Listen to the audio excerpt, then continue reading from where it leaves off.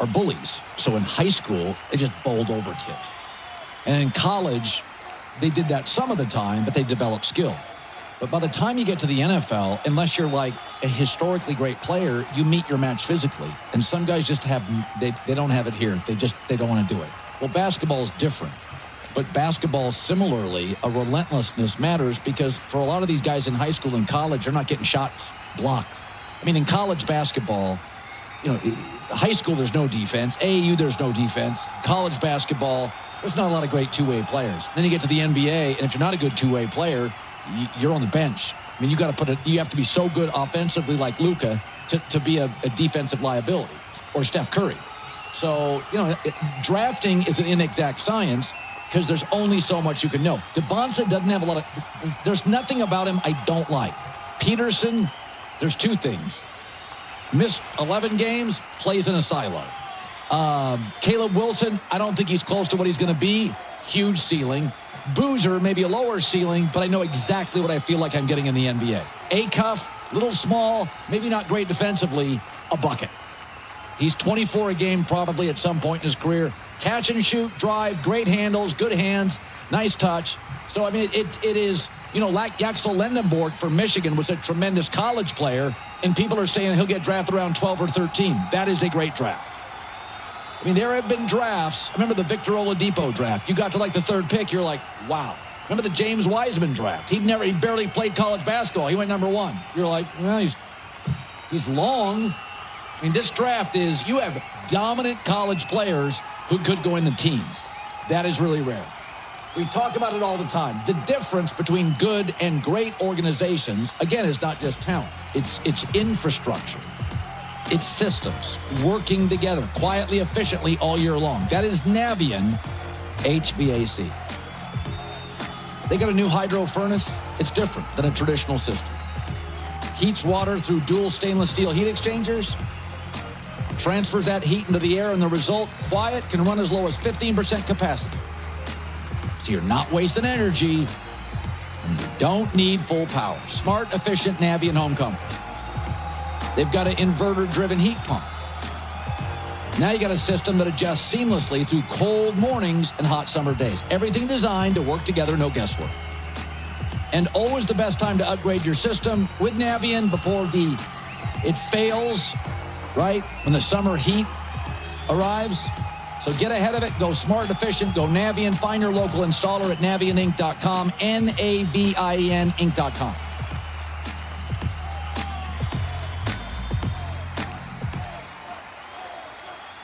The Cup is taking over the U.S., and only DraftKings has you fully covered. The DraftKings Sports app is now available in all 50 states. Sweat all the matches you love, all in one place with one app. New DraftKings customers, sign up with code HERD. Spend $5 to get $200 in rewards within 21 days. That's code HERD. In partnership with DraftKings, the crown is yours. Bet with DK Sportsbook. Gambling problem? Call 1-800-GAMBLER. 1-800-MY-RESET.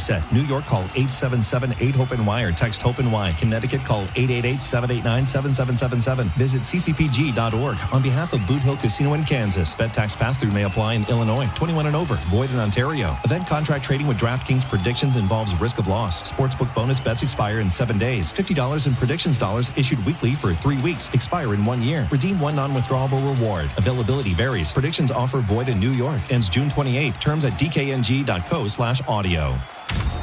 This is The Herd. You got to be consistent. With Colin Cowherd. Mic check. 53-year drought. Nick's throwing a parade as we speak. But to dampen it a little, the owner, James Dolan, is not for bringing the band back together next year. I agree with Dolan. He doesn't want to get caught up in what they call the second apron. Here's Dolan yesterday. If we could bring back the whole team, why wouldn't you? Right, but I don't know if we're going to be able to. What does that mean? Mitchell Robinson, the worst playoff free throw shooter ever. We looked it up. We couldn't find anybody worse, including Shaq.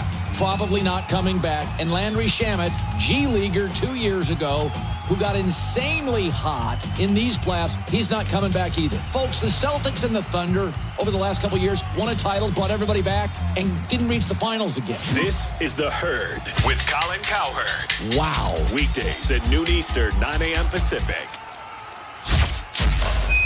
ladies and gentlemen. iHeart is America's #1 pod. You're locked into a lot of things you can't change. Weather, traffic. Hey, stay in your lane. Your wireless carrier's latest price hike. But you can unlock a better way. Unlock the savings at Boost Mobile and save up to $600 a year. Switch to the $25 a month unlimited wireless plan. No contracts, no price hikes, and you keep your phone. Stop being locked into their games. Unlock the savings at boostmobile.com/unlock. Based on average annual single line of payment of AT&T, Verizon, and T-Mobile customers compared to 12 months on the Boost Mobile unlimited wireless plan as of January 2026. For full offer details, visit boostmobile.com. Did you know not all batteries are the same? For example, only Duracell batteries are built different with Power Boost ingredients. And Duracell are the only batteries that make this sound every time you say Power Boost ingredients. See? Duracell batteries with Power Boost ingredients. You try. Told ya. Duracell batteries are built different with Power Boost ingredients. And they're built right here in the USA with US and global parts.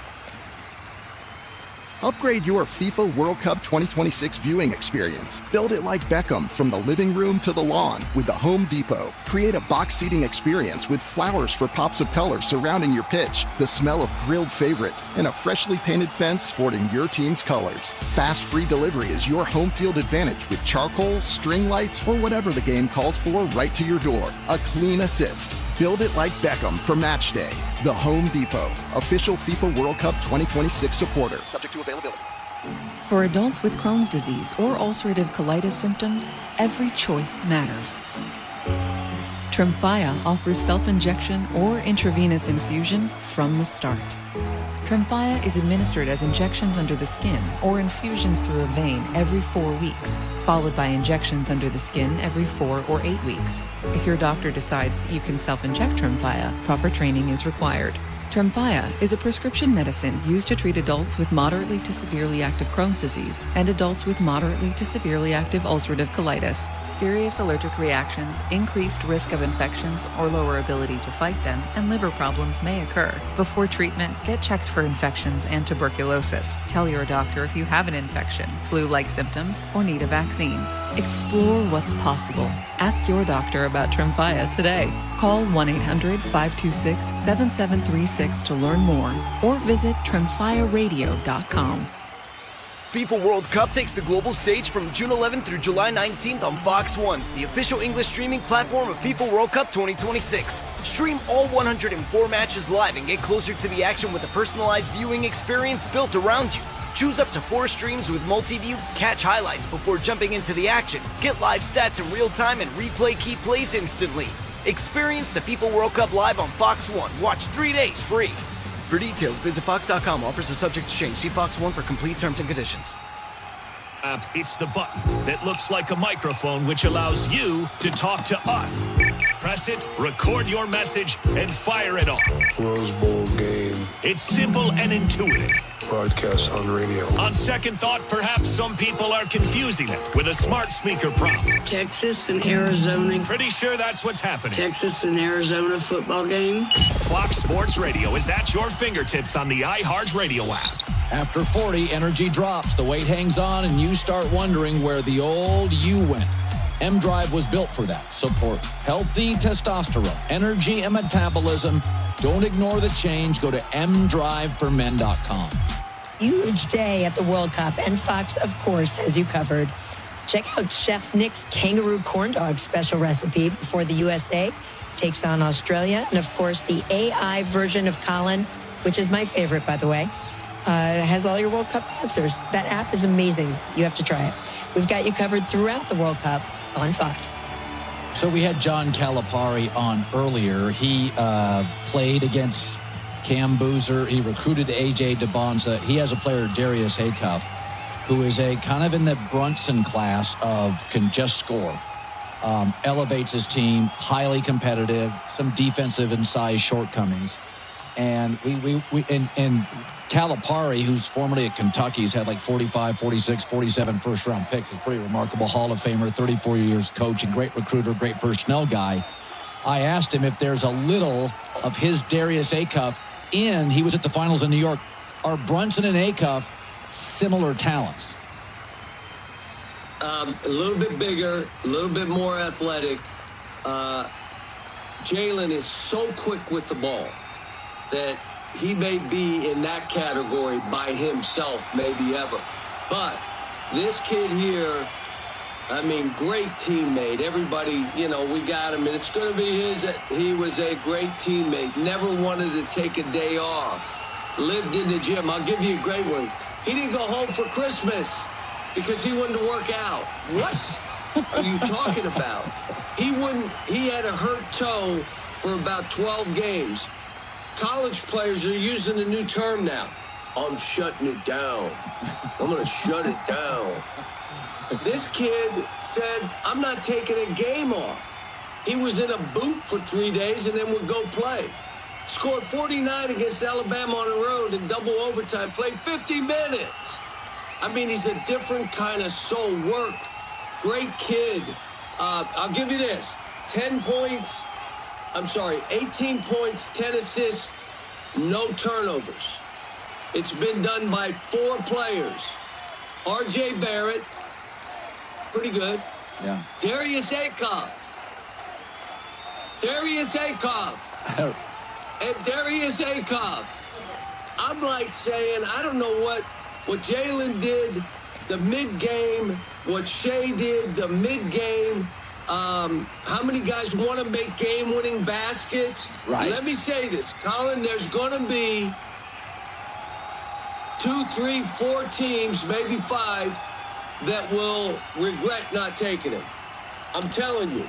No, we said it during the regular. I remember saying it against Tyrese Maxey. Yep. I said, you people are nuts. Yep. Tyrese Maxey is a top 5 player. Yep. And he ends up being. Yeah, my staff knows how much I like Tyrese Maxey. I think he's an incredible all-time talent. Okay, so I want to talk about that. I want to go to the Knicks because you were there. And you had a relate. Hold it. What? Hold on. You guys were wrong. I think it's 45 or 46 first-round draft picks, but go ahead. Maybe I think what they had was lottery picks. I think it was 42 lottery picks. Shame on you, staff. 13 All-Stars, playing in 43 All-Star games. 2 MVPs. Who's the other one? You know Shea. Who's the other one? MVP, oh, no, not Cat, not Shea, not Jamal Murray. Derrick Rose. Woo! Come on. You got to be on this. Well, yeah, you know, I got gray hair. Sometimes stuff slips now. I want to talk about Cat. Cat was always an unbelievable touch for a big, one of the best shooting bigs I've ever seen in my life. We said this. And I said for years, I'm like, I love him. I don't know if he's a championship player. He's just really good.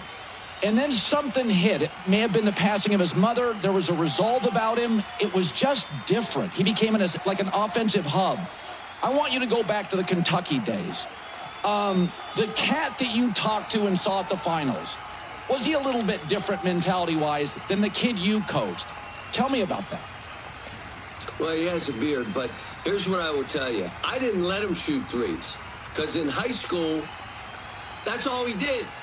And I said, you got to prove you can guard pick-and-roll defense, that you could rebound and have a presence. You could score from 7 feet and in and make your free throws because they'll know you can shoot. I think he took 6 threes. And I said, if you do these things, you're going to be the number 1 pick. And he is. He was. Now, the only thing he and I talked about in this series, I said, look, you got to play through bumps and quit flopping because they're not calling fouls. No, they didn't. Everything's got to be an and one. Yeah. And he was unbelievable. Second thing, Mike, what they did and what the Knicks did after they lost a couple games to Atlanta, they played through him. So now the ball moved, the court was spaced. Now what you could see is an aggressive driver. You could see an unbelievable passer. And you know what it did to the rest of his game because he touched the ball just about every time down, became a better defender, played rougher, played more aggressive because they played through him. Now, didn't change Jalen. He's still the MVP. Last game when Cat was out with foul trouble, he scored 45. It helped Hart. It helped Bridges. It helped OG. It helped them all by him being out and in. Now, there's still times that you want him near the basket. And you know what they did? They start when there was any switch. and a guard was on him. They put him underneath, literally under the net. You know what he did? He rebounded. Yeah. So he'd get an offensive rebound and stick it back in. But no, I got upset because anything happening to the Knicks ended up being about Carl. And I'm like, what are you talking about? But then again, I'm biased. I don't want to hear anybody talk stuff about my kids. But Jalen did what he did, and Carl did what he did. That's why they won. And around the corner, the NBA draft. With that, Rachel Nichols with the news. No. Turn on the news. This is the Herd Line News. Well, Colin, we are 30 minutes out from USA versus Australia. And look, you've been talking about Christian Pulisic, hurt, not going to play today. Here's head coach Mauricio Pochettino with Fox's Jenny Taft making the announcement about an hour ago.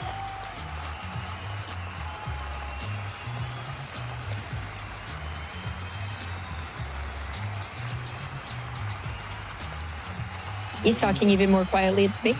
Yeah. That's fantastic. Look, the odds didn't change much when they made this announcement. They're still the favorites, minus 160. But my question for you is, even if they win tonight, does this worry you? I mean, Pulisic has an injury history. Calves can turn into Achilles. I don't know. Yeah, no, it doesn't really. It's not like he's playing around, but I do think Pochettino feels really good about this group. Mm-hmm. And remember, he didn't get hurt in a game. He got hurt in practice and played. So but then he got more hurt in the first half. So my take is, why risk it? I think Pochettino probably feels really good about Pepe and the roster and the depth. And so let's just see how it goes. In a strange way, this makes me like the United States more tonight. It tells me Pochettino's looked at the film, and his takeaway is, I think we match up well. They're very much counterattacking. They pack it in. The reality is it's going to be lower scoring than Paraguay. We're going to dominate similarly possession. Mm-hmm. They don't. They actually had almost a historical World Cup note that they almost had no possession and yet won and scored multiple goals. So I think it'll look different tonight. Still dominant possession, but a little less dynamic offensively. Colin, the get-in price tonight is around $2,000 per ticket. You know, we saw all these Knicks ticket prices. I was just curious, what's the most you would pay for a sporting event? Well, World Cup's different. To me, the World Cup's one of those few things. Like, you get an NBA championship every year. Now, if you're a Knicks fan, it's different. Right. But $2,000 for a World Cup, I get. Especially, there's an argument. This is the biggest game for us. You'd have to go back about 3 World Cups for anything that matched it. So that I get. And Seattle is this is a global event. The prices get jacked up. Great soccer stadium, remarkable soccer environment and city. So this is going to be one of the more electric outdoor venue. It's going to be one of the more dynamic moments in the history of United States men's soccer. Yeah, I hope it's worth the price of admission. We'll find out. All right, let's go to football. The 49ers are reportedly, quote, nuclear hot on a potential trade for 5-time Pro Bowler Max Crosby. San Francisco, of course, finished last season dead last in sacks, only 20. The potential move would pair Crosby with Nick Bosa, who is coming off that ACL, and would immediately just transform the Niners defense, right? So I get why the 49ers are nuclear hot on this. Do you think that the Raiders are actually going to trade Crosby? This feels like such a weird back and forth with him. Well, the Rams left tackle had a off-field issue, and maybe they view this as, coupled with that, this is our opening against the Rams. Yeah. Seattle's got Charles Cross at left tackle, way better than average. It's interesting, again. So they went and get Mike Evans and Dre Greenlaw. Yeah. Injuries and older. Max Crosby hasn't had a lot of injuries, but an older player. So the Niners are, they kind of feel like Crosby fits kind of their old, they've got a very good roster at the highest end. McCaffrey, Trent, Kittle, this would be Max Crosby, Bosa. Yeah. I'm interested on what the Raiders would want in return. I'm interested about that because I get the Raiders. like saying, okay, it's a new organization. Right. We've got our quarterback. We're kind of going to be offense more than defense. Like I even got the Ravens, move that was terminated eventually. Right. Like I got it from a Raiders perspective, and I love Max Crosby. Yeah. Listen, if you're Max Crosby, it's not the worst thing you've ever heard. Like No. you basically stay where you live. I mean, you go to the Bay, but it's pretty easy. Baltimore is a new world. I think it's an interesting move by the Niners. Does it reek of a little desperation that we feel like we're falling really far behind the Rams and the Seahawks, and Max makes up a lot of that ground? Kind of feels like that. They've missed on some draft picks in San Francisco. So are they trying to make up ground in league? I don't know. It's interesting. Yeah, no, I mean, it definitely feels like an arms race type of thing. Yeah. And, they haven't had as much luck with local fans lately. We're frustrated with them, so he would be a popular player. Yeah. But I don't know with the Raiders. I mean, the deal to Baltimore, then it was rescinded. I know that was on Baltimore's side. But there was some talk about, it made everyone appreciate each other even more inside the Raiders. Well, I don't know if that's true. Nick Bosa had a second major injury. Yeah. So,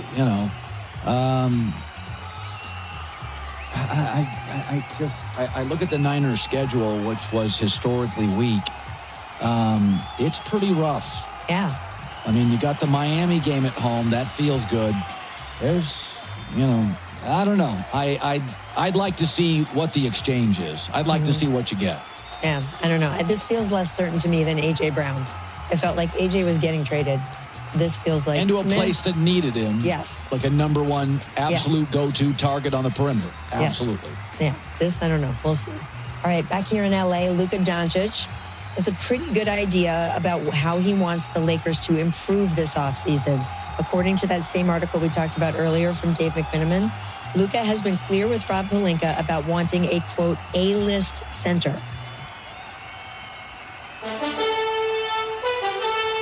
Such a pressure kick, and he made it look so easy. Welcome to the FIFA World Cup 2026 on iHeartRadio.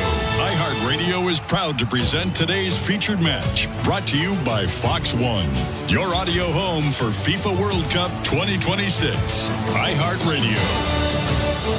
Welcome back to FIFA World Cup 2026 on iHeartRadio. Well, Seattle, Washington is shining brighter than ever before as the World Cup has hit the shores of the Puget Sound.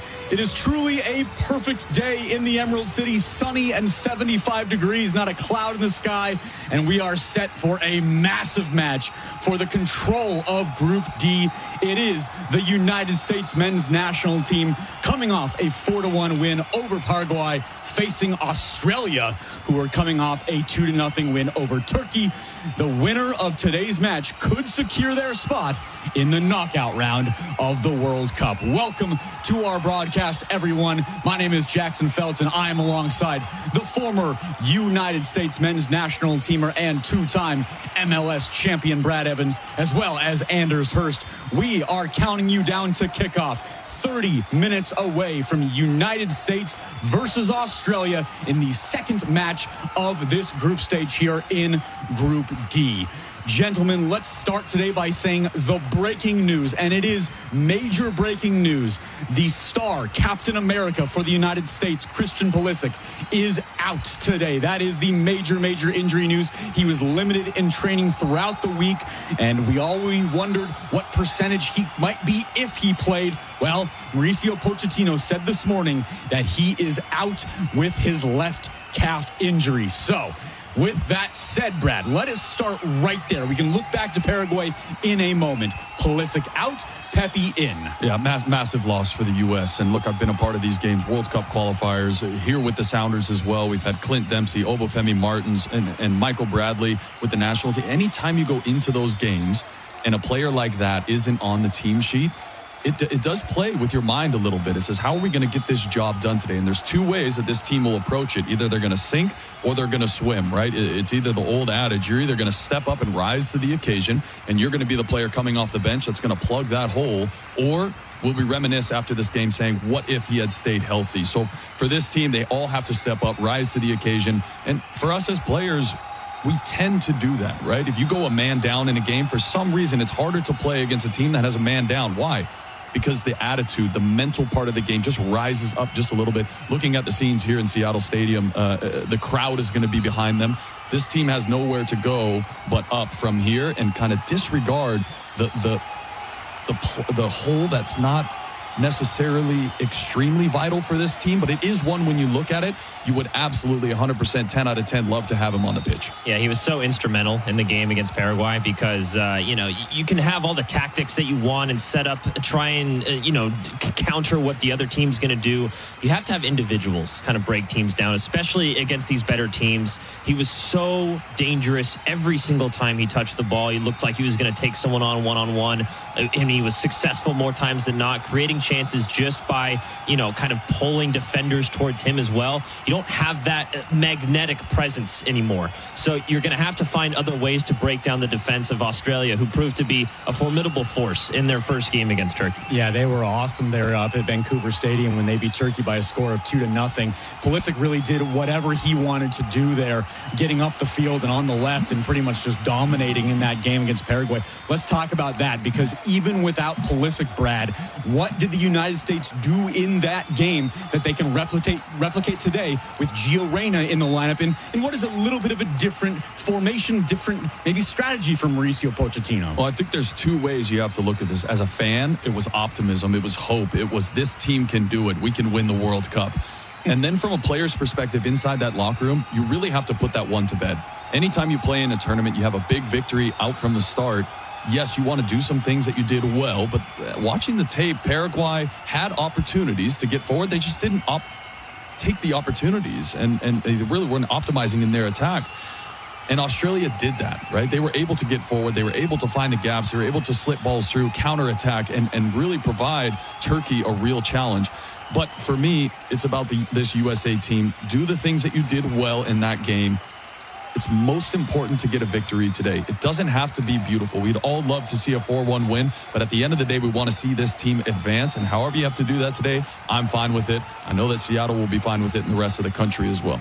Yeah, I think this will be proving to be a much different challenge for the U.S., and not just because Australia coming off the win against Turkey, but they do it in a totally different way than Paraguay does. I think going into the first game, a lot of people expected Paraguay to be on the ball a little bit more, get a couple more combinations in and around their 18-yard box a little bit, but the U.S. just didn't allow them to do that. They were able to high press their possession game, and that really helped set up their attack by winning the ball higher up the field. I don't think Australia is going to give you that opportunity this time. They're gonna play route one long ball with their big guys. They're going to frustrate you. They're going to foul you. They're going to play for set pieces, and it's going to prove to be a much different challenge for the U.S. Yeah, and I think you're right. The U.S. was so physically dominant in that game against Paraguay, it took them by surprise. And Paraguay is known for being a physical presence. Yes, they're skillful with the ball, but I think they came out. What I loved about that game, as players, we love an educated soccer fan. And yes, we want to cheer for goals. Sometimes we cheer for yellows, which doesn't really resonate with me as a player. But what you saw at that crowd in LA was the first and second ball challenge and win. The crowd was into it. They recognized that is such a vital part of this game, especially playing in a massive tournament like the World Cup. You must challenge for every 50-50. You have to pick up every first and second ball. And it took Paraguay by surprise. It won't take Australia by surprise tonight. They're here to battle. Absolutely so. Simple scenarios here for the United States. A win, they move on to the round of 32. Depending on what happens with the Turkey-Paraguay game later tonight, that could, if it's good enough, win the group for the United States. But we know when you move forward. Australia, same scenario. They win, they move forward to the round of 32, and they could also win the group based on results later tonight. Speaking of that, let's get to that standing update. Our standings update is brought to you by the Home Depot. Upgrade your FIFA World Cup 2026 setup. Build it like Beckham from living room to lawn with the Home Depot. And take the fast free delivery assist. The Home Depot, official FIFA World Cup 2026 supporter, subject to availability. All right, well, we are 2 games down in Group A. Mexico with the win over South Korea lead that group with 6 points. South Korea there in second with 3 points. In Group B, also 2 match days down. Canada and and Switzerland both got big wins yesterday. They both lead their group there with 4 points. Canada on top with a +6 goal differential to Switzerland's +3. We're only one match day down in Group C. Scotland leads that group with 3 points. Morocco and Brazil both have a point after their draw. Here in Group D, United States and Australia both with 3 points after their wins in match day 1. Turkey and Paraguay both at 0 points. Group E, Germany and Ivory Coast are on top of that. Both of them have 3 points. Group F, Sweden leads that with 3 points. Japan and the Netherlands after their draw, they each have a point entering match day 2. Group G, it is all 1 point. New Zealand, Iran, Belgium, Egypt all at 1 point. Group H, Uruguay, Saudi Arabia, Spain, Cabo Verde also all at 1 point. Group I, Norway and France both have 3 points. Group J, same situation. Argentina and Austria both have 3 points leading that group. Group K, Colombia leading with 3 points. Congo and Portugal after their surprising draw, both with a point. And finally in Group L, England and Ghana leading that group, both with 3 points. Well, we have Australia, United States today for the U.S. They are in their 12th World Cup. Meanwhile, I don't have Australia. I'll get to that in a minute when we get to their histories, how many World Cups they've been in. We'll get to that a little bit later on. But for the United States right now, it is a chance to potentially win their group if the results go their way later today with Paraguay and Turkey. The United States are stationed in Irvine, California. They're coming off of a win over Paraguay 4-1 last week. Australia, meanwhile, they're stationed in Alameda, California. They're at the Oakland Roots training facility.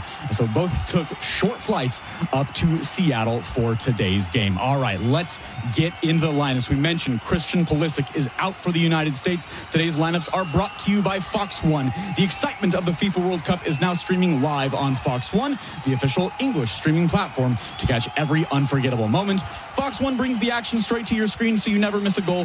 Download Fox One and experience the FIFA World Cup live. Brad, what is Mauricio Pochettino doing today with the United States lineup? Yeah, we got Matt Freese back in goal and Anthony Robinson, Tim Ream, Chris Richards across the back, Freeman as well, who's kind of burst onto the scene, former MLS player. Tyler Adams is the one who's going to have to lead this team in the middle of the pitch along with Tillman. Weston McKennie once again, Serginho Dest, and Bulligan up top. And then the introduction of Ricardo Pepi. So what does that do to this lineup? It'll TBD. It may look like a 3-5-2. It may look like a 4-4-2 at times. It'll be interesting to see how the two strikers up top pair up because those are two out-and-out strikers. I don't expect too much defending from them anywhere on the pitch, but these guys are going to come in. It's a great chance for Ricardo Pepi, big, strong striker up top. Big time. Anderson, what is Australia doing with their lineup? Yeah, they got Beach in goal, and then looks like they're going to throw out a back five to kind of just sit back and bunker down a little bit. You got Boss, Burgess, Sotar, Circati, and Italiano that rounds out that back five. Velupilai, Ocon, Exler, O'Neill, and Leckie are the midfield four, and then the one striker being Mohamed Touré from Norwich City in England. So that'll be the lineup that Australia throws out against the U.S. Let's get a break. Let's start breaking down U.S.-Australia. Let's get into some tactics. Let's get into some strategy. How does the United States get a win at Seattle Stadium and win their group today? At least take control of it. You're listening to FIFA World Cup 2026 on iHeartRadio. From the Fox Sports Studios in Los Angeles, here's Dan Beyer. Breaking news as the United States will be without Christian Pulisic for today's Group D match against Australia in Seattle. Pulisic hasn't been able to practice fully with the team because of a calf injury, so he sits out today. 3 o'clock Eastern time, you will see the match on Fox. It's a triple header on Fox. It's at 6 o'clock Eastern from Foxborough. Morocco will take on Scotland in Group C play. Then Brazil against Haiti in Group C from Philadelphia. That's at 8:30 Eastern time. Play wraps up today at the World Cup with Turkey against Paraguay at 11 o'clock Eastern time. That's from Santa Clara. You'll see that Group D match on Fox Sports 1. Wyndham Clark shot 69 in the second round of the U.S. Open. He currently has the lead at 7 under par. The 2023 champion has a 4-shot lead over the 2022 champion. Matt Fitzpatrick's in the clubhouse at 3 under par. Colin Morikawa is done for the day at -2. Rory McIlroy will start the day at -1. Israel and Hezbollah have reached a ceasefire agreement to stop fighting in Lebanon. That's according to multiple reports. It comes after the two sides traded attacks overnight and tested the strength of the U.S.-Iran deal that was signed earlier this week by President Trump. The United States is back in action today for its second match of the 2026 FIFA World Cup. The U.S. men's national team is set to battle Australia in Group D play in Seattle, where Scott Muldoon is among the excited fans. I can't believe I'm able to get out here. We're from Nebraska, so we're middle of the country, United States. No chance to see things like this. We're excited that it's in our country and we get a chance to see it. The United States is coming off a statement 4-1 victory over Paraguay last week and is now playing for the top spot in Group D. This will be the fifth meeting all-time between the U.S. and Australia. The Southeast is expecting heavy downpours today as the remnants of Tropical Storm Arthur continue to dump heavy rain off the Gulf Coast. Forecasters are warning of flash flooding and rising rivers from Louisiana to the Carolinas, with torrential downpours at rates of 2 to 4 inches per hour. Southern portions of Mississippi and Alabama could be the hardest hit. The new coat of paint that was recently applied to the Washington, D.C. reflecting pool is now peeling off. The Trump administration renovated the pool in the National Mall to make the water American flag blue in time for America's 250th birthday. But on Monday, algae had started to turn the water green. The Interior Department said they fixed the algae problem using advanced nano-bubbler technology. But yesterday, images of the pool showed the new paint job is now starting to peel and float to the top. Today is Juneteenth. The federal holiday commemorates the end of slavery in the United States and is recognized each year on this day, June 19th. Banks, post offices, and government offices are closed today, and no mail will be delivered. I'm Chris Carraggio.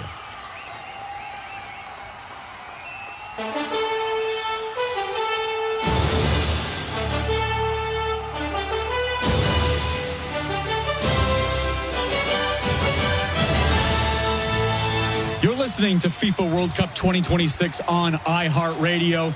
Jackson Feltz here alongside the former United States men's national teamer Brad Evans and Anders Hurst. We are counting you down to kickoff, just 16 minutes away from the United States men's national team against Australia here in match day 2 of Group D. As we mentioned, the breaking news, Christian Pulisic out for the United States with his left calf injury. Ricardo Pepi in with a little bit of a lineup change for Mauricio Pochettino. Let's get into some strategy. USA's FIFA ranking 17, Australia's ranking 27. This between two teams who both won their first games of the World Cup. Brad, Anderson, let's get into it. What do you think the strategy and tactics are going to be here, especially in the first half of this one? Yeah, I think you throw rankings out the window. We've already seen it so far. Rankings mean absolutely nothing in a tournament like this. And I think we were all a little trepidatious of this expanded World Cup format, letting more teams in, not being as prestigious. But someone knew, the soccer gods knew, that people were stepping up to play on any given day. So you can throw rankings out the window. This is about what's going on the field, 11v11. The USA is going to have to move the ball quickly. They're going to be in, Australia will be in a low block, I think. So the USA is going to find themselves with the ball, but they have to take chances. They can't be like Spain and Portugal where it's just pass, pass, pass. You have 1,000 passes in a game, but 2 or 3 shots. So you have to take chances. You have to put the ball out wide, and you have to serve it in. With 2 strikers, it's not necessarily about the chance that comes from the ball swung in. It's about unorganizing the defense. A ball gets cleared out top of the box, and then you can play from there. You have to move the opponent's defense to be successful, and then be aware of the counterattack from Australia. They're quick, they're fast, they're going to play for set pieces as well because they're big. And then for Australia, they have to catch them on the counterattack. Hopefully they will lull the U.S. to sleep and then be able to catch them through quick combinations. It's an experienced group that's going to play for their badge today. It's going to be a real chess match, and I'm just beyond excited for this one. Yeah, you mentioned the 2 strikers. I think a lot of people expected when the Pulisic news came out that you would just instantly go to the Gio Reyna swap, a guy that plays very similar to Pulisic, that's going to take people on one-on-one a little bit, kind of provides that spark. I like that Pochettino went with the 2 strikers look today because I actually thought they were going to originally go through that for the first game. They obviously proved me wrong on that one. But going against these very big center backs for Australia and having having 5 in the back where it's a true 5 in the back, not really wing backs. You're sitting back with 5 defenders.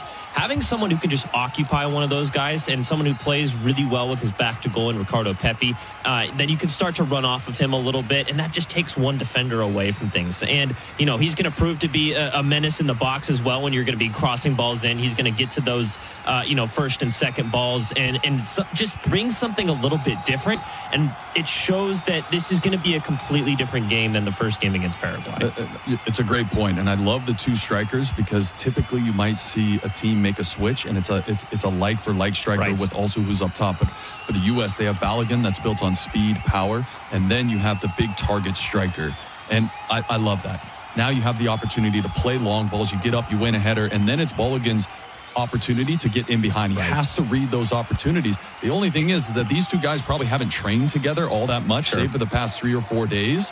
And so we'll see if they can be on the same page. It takes a long time to build a partnership with your striker. Much same exact thing as a center back. You build a relationship with your center back, and that usually lasts over time. That's why you've seen Tim Ream in the lineup for the past almost 8 years now. Yeah, and the one thing I am slightly, I don't want to say concerned about, but curious on how it's going to look is during the game against Paraguay, Tillman was the one sitting deeper with Weston McKennie getting higher, which I would think is a little bit inverse to what I expected going into the game. I'm curious if that's how they line up again today. Maybe both of them get up a little bit and leave Tyler Adams back a little bit. You have to have that playmaking force when you take one of your midfielders away and put it up top. Well, we're about 11 minutes away from the United States versus Australia. Today's players to watch are brought to you by Fox One. The excitement of the FIFA World Cup is now streaming live on Fox One, the official English streaming platform to catch every unforgettable moment. Fox One brings the action straight to your screen so you never miss a goal. Download Fox One and experience the FIFA World Cup live. Brad Anderson, your players to watch. Look, I think it's Tyler Adams for the U.S. because just like we talked about earlier, when you're a number 6 and you're playing with 3 in the back, not only do you have to be the 4th defender on a counterattack and be able to plug in because Anthony Robinson might be drawn extremely wide or high. Then you have to drop in and create a back 3. Tim Ream might have to step up if they're only going to play with 1 striker with Australia, and he's going to have to fill that gap in behind. But then on offense, he has to be that linchpin to get the ball off his foot, switch the ball side to side as quick as possible. He is the linchpin for this United States team, and it becomes so valuable when you play against a team like Australia that will set up with 5 in the back that are just going to sit. Everything has to come through him. He's got to be a playmaker. He's got to be a ball winner. And the U.S. will go as far as Tyler Adams does in this tournament. However he plays, the U.S. has a chance. If he plays well, they're going to advance. If he doesn't, he's not able to handle the pressure, the tactical side of things.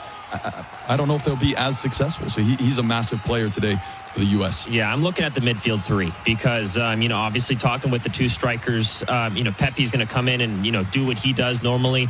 You have Tyler Adams that kind of sits back, controls play a little bit deeper. Weston McKennie's going to be the box-to-box force, and I'm looking at Malik Tillman for my player to watch because he's kind of the main creative force now with Christian Pulisic out of this match. Obviously, you have the wing backs as well, but he's going to have to connect both of those phases of play from when you're building out of the back to when you're creating chances moving forward. He played with such confidence in the Paraguay game. He's one of my favorite players to watch.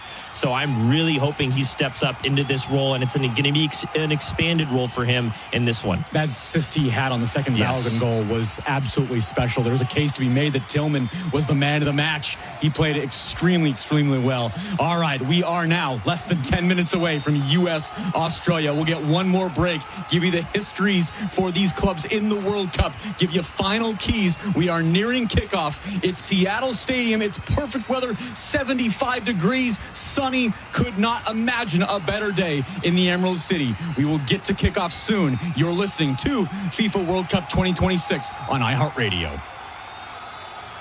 Round 2 of the U.S. Open's underway in New York, and Wyndham Clark was atop the leaderboard after round 1 with the cut line at 3 over par.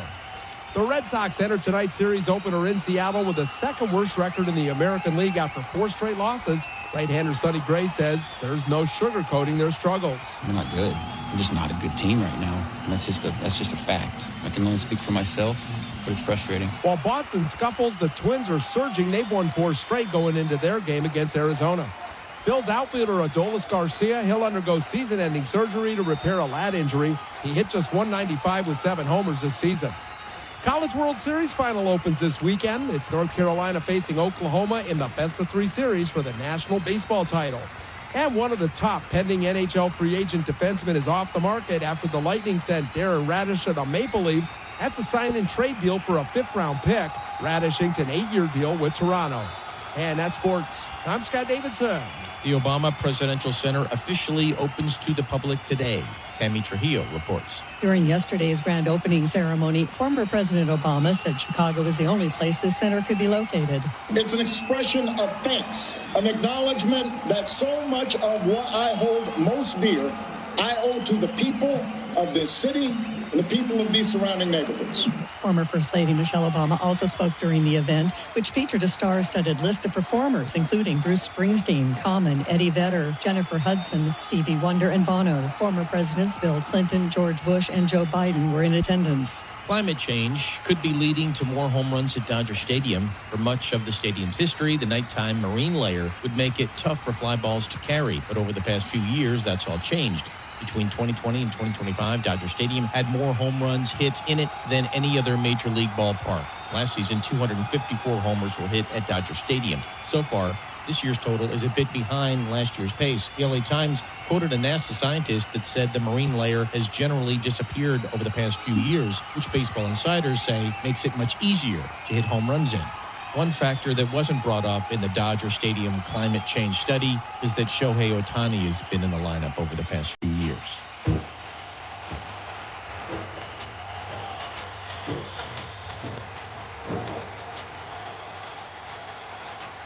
Toy Story 5 is blasting off to infinity and beyond. The 5th installment in the classic Pixar franchise made $17.5 million from Thursday previews last night.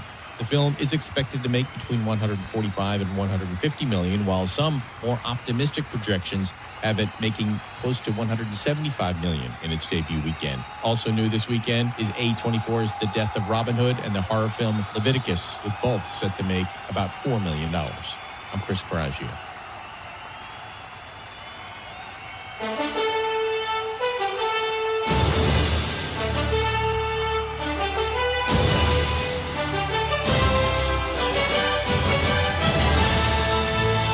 We are 5 minutes away from kickoff between the United States men's national team and Australia. Second match day of Group D in the 2026 World Cup. For Australia, this is their 7th World Cup, first coming in 1974. In the most recent World Cup, they were in Group D as well.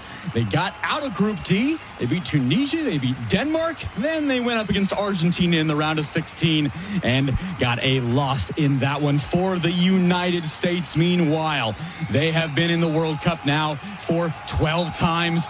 Their first 1930, the inaugural World Cup, where they finished 3rd. Recent history, they finished in the quarterfinals in 2002. That is certainly where they want to get, if not further, here in 2026. Seattle Stadium playing host to USMNT and Australia. Brad, former Sounder, former United States men's national teamer, you have played and captained many games here in Seattle Stadium. We're looking at here right now, 70,000 people filling that building roughly. What is this moment like for the players? Yeah, it's pure butterflies, and this will be a moment that they won't forget here in Seattle. We don't get to host that often up in the Northwest, and these moments don't come around, so you have to absorb the whole time. Take a look around, take a picture of the stands. We played in some massive games here. 2013 was a World Cup qualifier, 40,000 fans, and now you're almost doubling that with this World Cup match. It sends chills up my spine as we work through this one. These guys are fired up, rise to the occasion, get after it, leave everything on the field, no what ifs. Yeah, I'm going to take the other side of that because of how, we've seen the atmosphere. It looks awesome. You're seeing the flyover on the screen right now. I want to make sure that you calm the nerves in the first couple minutes of this game. Get on the ball, make your first passes, make your first couple tackles, make sure you can get through and, kind of calm the nerves of both the players and the coaches here at Seattle Stadium. Well, it was 8 years ago that the World Cup was announced to be in Australia, Mexico, Canada, the joint bid for this World Cup. And folks in Seattle have been waiting for this day for what feels like even more than a decade. And here we go. Seattle Stadium, United States, Australia for the control of Group D. Let's get to kickoff. That comes up next. You're listening to FIFA World Cup 2026 on iHeartRadio.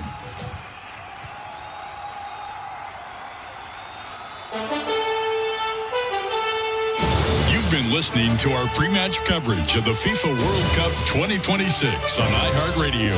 Fox's play-by-play coverage of today's match is coming up next.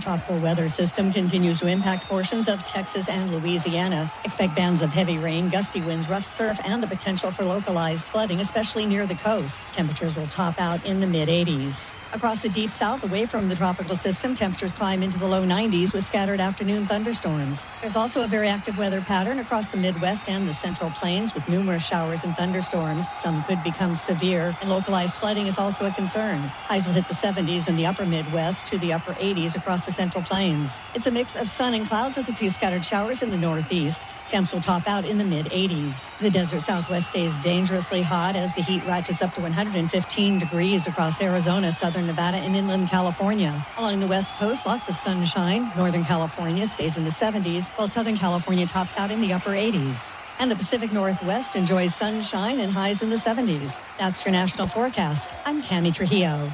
Israel and Hezbollah have reached a ceasefire agreement to stop the fighting in Lebanon. That's according to multiple reports. It comes after the two sides traded attacks overnight and tested the strength of the U.S.-Iran deal that was signed by President Trump earlier this week. It all comes as talks between the U.S. and Iran that were set for today in Switzerland have been postponed. The White House said it was due to logistical issues. Meantime, in a post on Truth Social, Trump said he didn't sign the deal out of desperation, but Iran did. Heavy downpours are expected across the southeast today as the remnants of Tropical Storm Arthur continue to dump heavy rain off the Gulf Coast. Forecasters are warning of flash flooding and rising rivers from Louisiana to the Carolinas with torrential downpours at rates of 2 to 4 inches an hour. Hardest hit could be the southern portions of Mississippi and Alabama. A forecaster for AccuWeather warns that flood cycles in some parts of the region are slow to complete, meaning some rivers may not crest until next week. I'm Chris Coraggio. iHeartRadio's World Cup coverage continues as we join Fox's live play-by-play action of today's FIFA World Cup 2026 match. Follow all the exclusive World Cup action on iHeartRadio. The roadshow's moved up the Pacific coastline to a city that is immensely proud of its soccer history, a city that has quite literally changed how professional soccer looks and sounds in this country. And now the question is, can the fans here in Seattle do for the United States what they have done so many times since 1974 for their Sounders? Roar them on to a win, and a win that would push the United States into the next round of this FIFA World Cup against an opponent like last week that is very motivated to try to spoil the party. Beautiful day here in Seattle. Everything we would have possibly hoped for the atmosphere. What about the game?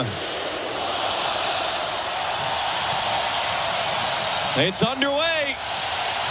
It's the United States in the red and white stripes. It's the Socceroos of Australia in yellow. It was not just special last week in LA. It was historic. 4 goals in the win against Paraguay. More goals than the U.S. has ever scored in a World Cup game. More goals than the U.S. scored in the entire last World Cup. And now a chance to do something that they've never done before. Clinch a spot in the next round with a game still to go. But Mauricio Pochettino is well aware of the fact that Australia is in exactly the same boat. They beat Turkey up the road in Vancouver, BC on Saturday night. 2-0 was the score. An errant pass. Mo Toure trying to run away from Chris Richards. Fires in, and Matt Freese, who didn't make a single save last week against Paraguay, makes his first save of his World Cup career. Yeah, just Freeman misplaying a pass back to Chris Richards. Here comes the transition. Talked about Toure with his speed. This is what he wants. Situations like this to go 1v1, but the angle was very wide and ends up being comfortable for Freese at his near post. And Australia can clinch a spot in the next round with a win in this game as well. They are brimming with confidence. They are building momentum, and the Australians are spoiling for a fight here today.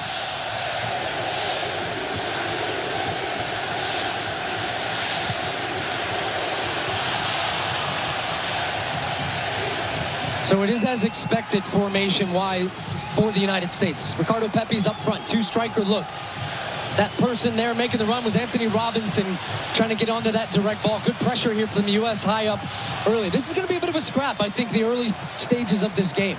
Australia, we've talked about how defensive they are. They had 29% possession in their first match against Turkey. Lowest ever for them in a World Cup match, yet they won 2-0. That shows you they don't need the ball. They're quite comfortable without the ball. Anthony Robinson, far side of the screen. He's going to play high. That's going to bring Tillman inside to create some of these midfield rotations that were so successful for the U.S. in their first match. Weston McKennie trying to angle it in there. Looking for Flo Balogun. It was Cameron Burgess who sends it out. And then just miscontrolled on the outside by Nishan Velupillay.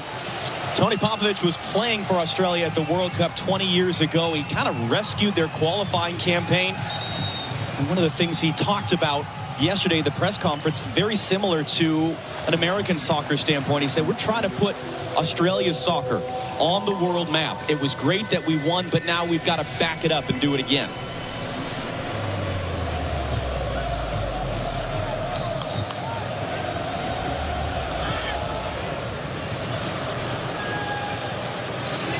Anthony Robinson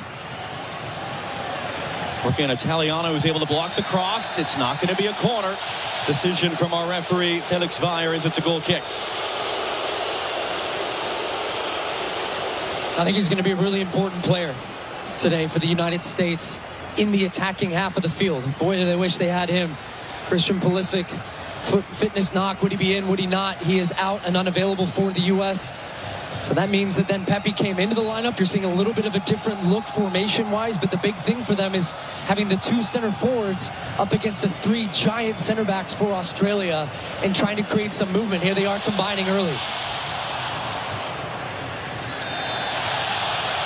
And a foul there and a free kick for Australia. Jenny Taft down on the field. The extent to which you can hear anything we're saying. What more can you add on Christian Pulisic being out here today? Well, John, Mauricio Pochettino telling me before the match, Christian Pulisic is making good progress. The hope is he is ready and able to be selected soon. Truthfully, he was a little sad. He did everything to try to be available today. I actually saw Christian Pulisic encouraging teammates before this match. He's been positive on the bench, specifically hugging Ricardo Pepi and offering some words of encouragement there as well. And Jenny was the first one to bring us that news about an hour and a half before kickoff today. Pulisic took a kick to that calf in practice in the days before the Paraguay game. It tightened up during the first half as he became the USA's all-time leader in World Cup assists. And so that's the question. Who steps up into that absence and lifts the U.S. forward today?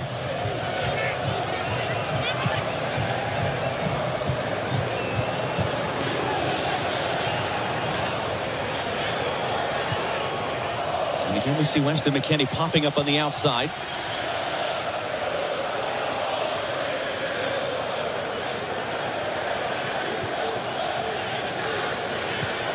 Freeman trying to lift it up towards McKennie here, able to bring it down, doesn't use Dest. Gets a cross in instead. Pepe putting his head down. Balogun's in the area. Going to fall to Anthony Robinson, and the whistle is gone. Before the shot was taken from Robinson, Felix Weyer spotted a foul in there against the U.S. But this is a great example of why you play with two strikers. And the running from Weston McKennie today, as it was against Paraguay, is going to be very important because that starts to draw players out of position. But now you've got Balogun attacking the near post, then Pepe coming over his shoulder. So traditionally, the U.S. just play with one. You've got 3 versus 1. This time you've got 3v2, but the movement in there just causes a little bit of chaos, and it almost bounces to Pepe. But a good early look, and the most important thing when you get into good positions in wide areas, you have to beat the first man. McKennie did there, and the U.S. almost finding a way through.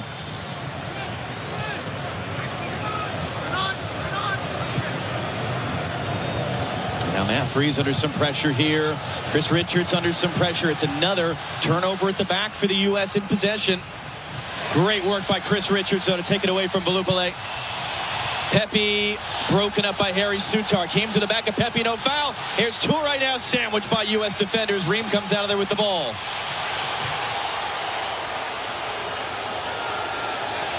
And then Tillman knocks it out for an Australia throw, and the U.S. starting a little frustrated right now. Yeah, but turnovers will be your worst enemy in a game like this, where Australia, look, we talk about them sitting back deep, but when they feel there's a chance to press and you're facing your own goal, they're going to squeeze the game up, and they forced the U.S. into 2 careless turnovers that have almost proved opportunities for them to find a way and attack the U.S. goal. So that is something in the middle of the field to be very aware of as Pepe's chasing down Sutar here.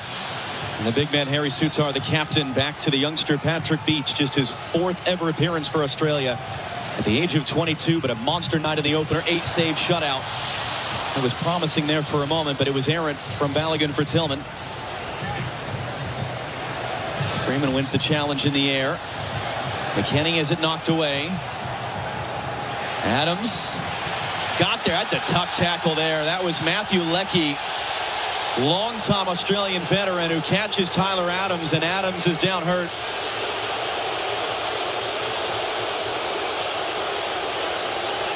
And Leckie was not a starter in the first game, 35 years old. They want to bring his experience into the game. To me, that's a yellow card. Not giving that yellow early. The ball's very clearly gone. He's late catching the left leg of Tyler Adams there.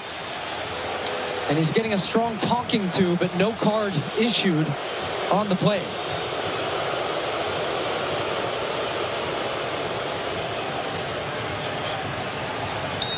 Tyler Adams there, such a leader on this team, such an important part of this team since he was a teenager. And Mauricio Pochettino, speaking to him yesterday after practice at the University of Washington, he speaks so much about the mental side of the game, and he said, more than anything else, we have to compete.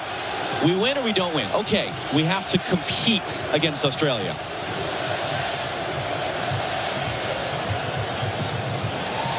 A nice sequence there. Weston McKennie has Dest inside, able to bring it in for Adams, holds off Toure. Dest, McKennie, great return. Serginho Dest blocked. Burgess got his body in the way. Freeman holds it in. And one of the interesting things, it's not hot, it is warm in the sun, and the sun is really shining down on that field. It's not zipping around as much, the ball, as we saw in LA last week. Really good early signs, though, the U.S. getting Weston McKennie involved. He is going to be the key in this game. His running will unbalance this Australian defense. You just see he's very intelligent the way he moves off the ball, times his runs, and especially on this right side, the relationship with Dest, as you saw there. The two of them move so well off each other. Here they are again. McKennie, great first touch, able to recover on the second. In for Pepe, back for Adams. Here's Weston once more. He's actually from these parts, Weston McKennie, even though his hometown is Dallas. He was born just down the road at Fort Lewis. His dad, longtime Air Force veteran. It's part of why he lived in Germany as a kid. So he doesn't have a ton of memories of Seattle, but this is, in one way or another, his hometown.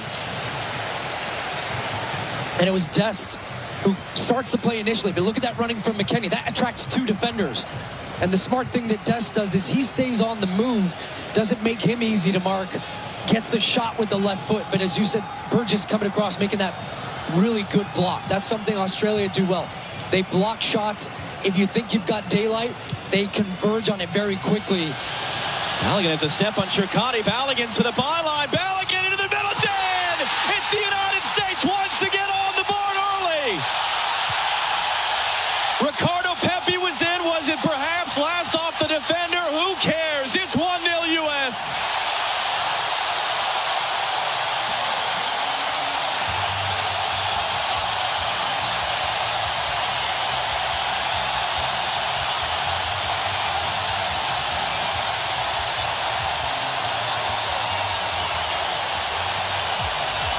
Well, Mauricio Pochettino changes the formation, plays with 2 strikers for exactly this reason right here. Pepe's staying centrally right now. Australia a little bit late to step out, but it's the running out of the middle into the channels, something the U.S. was so effective at, and it's Balogun driving. You've got numbers in the box that Australia have to be aware of, and then the ball's just put in the back of the net by Cameron Burgess. It's an own goal, but Pepe is there waiting for it. Dest Weston made the run to the near post. Can't quite clear it, trying to get his feet set. But it's a great ball in from Flo Balogun that creates that. But putting pressure on this five-man back line, and the U.S. find an early breakthrough once again. And Australia right back on the attack. Jacob Italiano blocked by Anthony Robinson, trying to play Leckie. Ream is there. Tillman can't cleanly escape. Italiano running in. Important interception by Adams. Again, trying to get Italiano involved.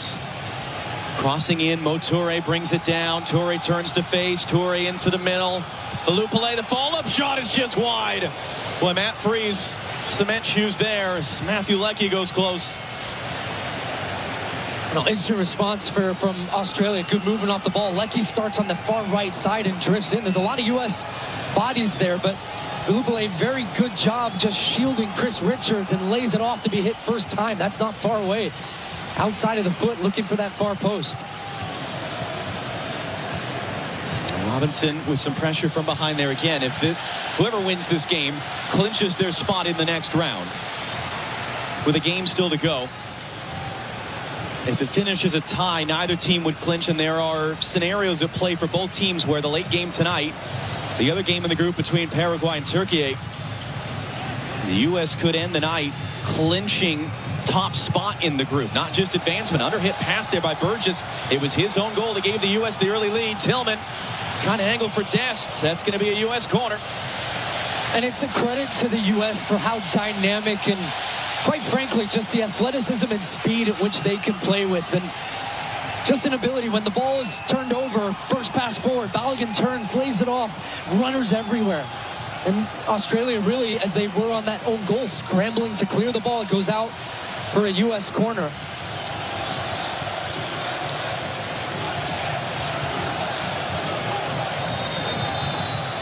Felix fires. Going to manage the jockeying for position. But they stack their big bodies, Australia, at that near post. So more than likely the U.S. here will try to hit the back post and try to free guys up. That's what the conversation is right now about jostling, shirt pulling, tugging. Referee's got an eye on it. But the U.S. are trying to free Chris Richards up. That's the guy you want to find for Malik Tillman here.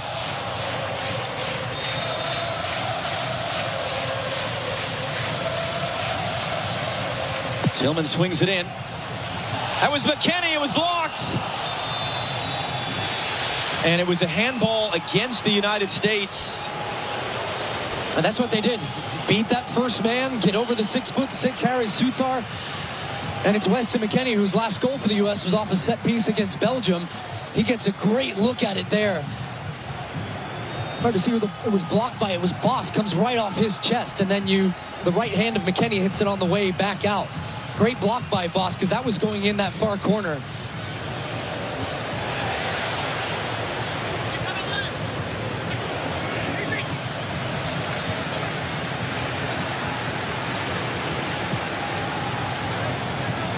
And again, you see the way the ball's just slowing up a little bit on some of those passes at the back, and the way the Australians are chasing it down and causing some pressure. Love a little flick there by Dest. That was Burgess going up the back of Balogun.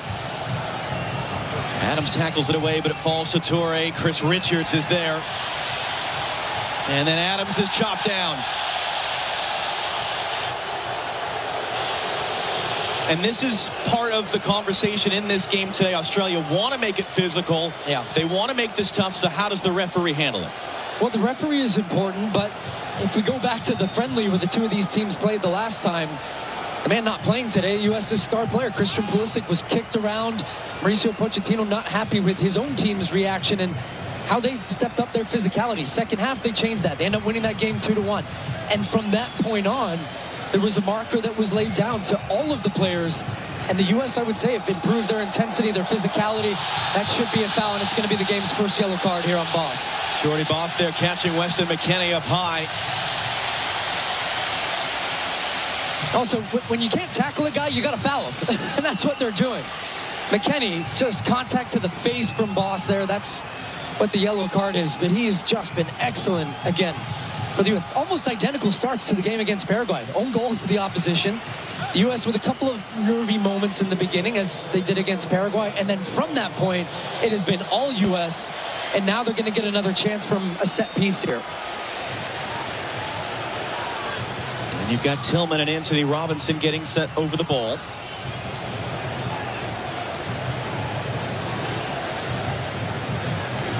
The U.S. is going to push just about everyone up for this. I'm interested who's going to take it because you have two options. The left foot of Robinson, which would bend on top of Beach, or Tillman, who had a good one. But I would put pressure on this young goalkeeper straight away here. Robinson runs away. Tillman sends it in. It's McKennie with a flick. Draws a few oohs from the crowd. But he's a guy that he's coming off a career year, Weston McKennie. Such an important piece of, as you see, Robert Kennedy Jr. in the stands here today, here in Seattle. And it's not just, oh, that's another giveaway. It's Tillman. It's Australia trying to play out of the back. Tillman into the middle, too far for Balogun. But for McKennie, it's not just the stats. It's the fact that he's played in different positions for his club in Italy, Juventus. He's indispensable to them all over the field. He goes wherever he wants. He makes the game wherever he wants. And that was, I think, a big part of why you immediately, when we knew Pulisic wasn't going to play, said Weston's got to be the guy today. And because of the role that he is featured in, that there's a big question. What position is his best position for the United States? Is he deeper? And after seeing the season he had in Italy, where he was providing goals and assists, and that's part of that intelligence. And Mauricio Pochettino has found the right role for him. They have good structure behind the ball, so he doesn't have to worry as much about the defending, and he can just go and find those spaces that make an opponent uncomfortable. And the note on the field, you talked about it, how the grass is drying up. You saw that on the turnover from Australia.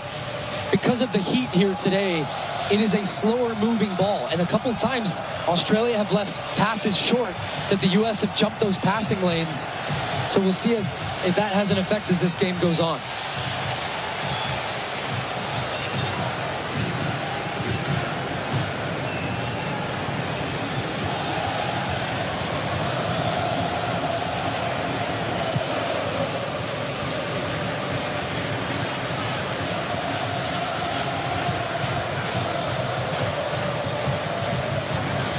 Dest under some immediate pressure there.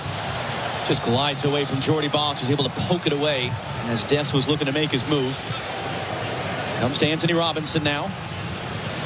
He's looking in for Pepe there. It was Aiden O'Neill of New York City FC and MLS, teammate of U.S. goalkeeper Matt Freese, who intercepted that pass. Freeman for Weston McKennie. Boss defending on a yellow card.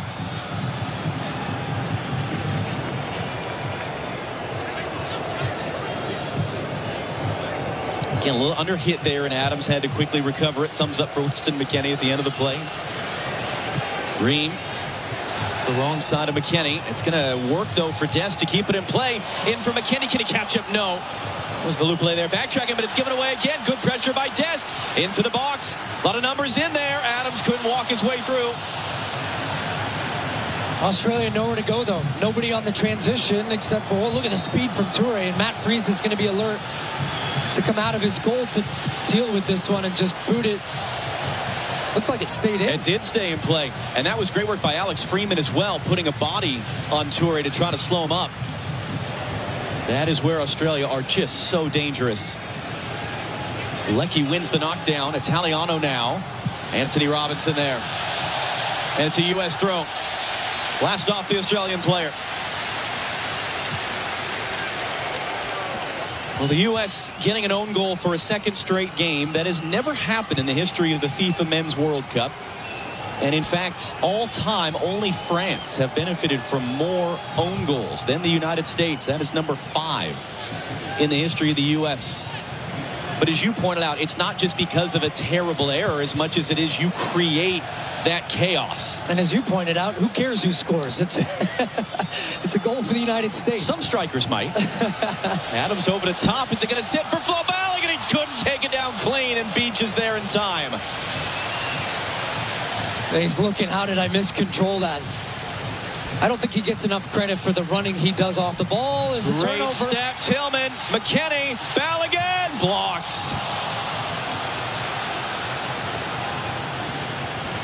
And then Leckie, that was good work to kind of look Anthony Robinson off and allow Italiano to get on the run.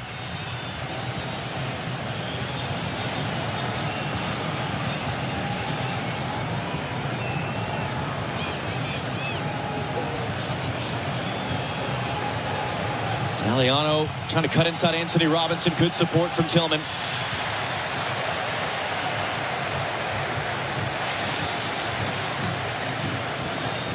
And you bring up Flo Balogun. He scored twice in the game against Paraguay. Described it as a dreamy night. First time since 1930 the U.S. got multiple goals out of a player in a World Cup game.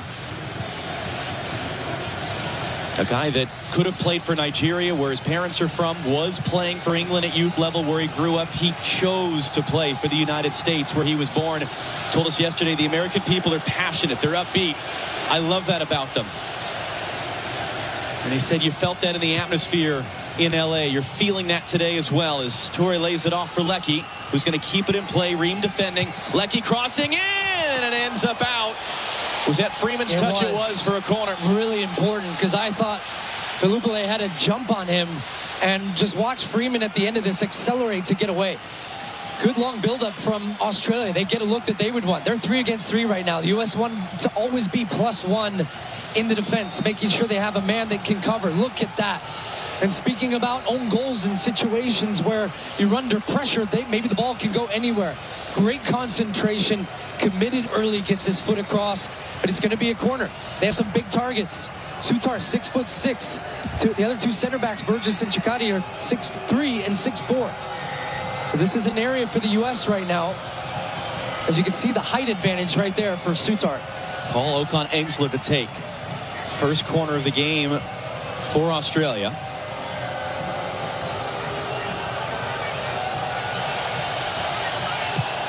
And it's just clipped up there towards the penalty spot. Knocked down. Freeze had to wait. Should be another corner, I think. That was Weston there. It was Tyler Adams, in fact, looked like got a touch. A little bit of hesitation from the referee. So what Australia were trying to do there is really hit a lofted ball that allows Sutar with his height to win that first one, which he did, and then gets poked away from Burgess at the end, but it'll be another corner. They're stacking their bigger players at the back post. That's the man they're trying to free up. So Freeman's trying to wrestle him right now just to make sure he can get positioning. But it's a tight balance. Referee's looking right at that. And swinger from the other side to foul him there as Matt Freese ends up on the deck.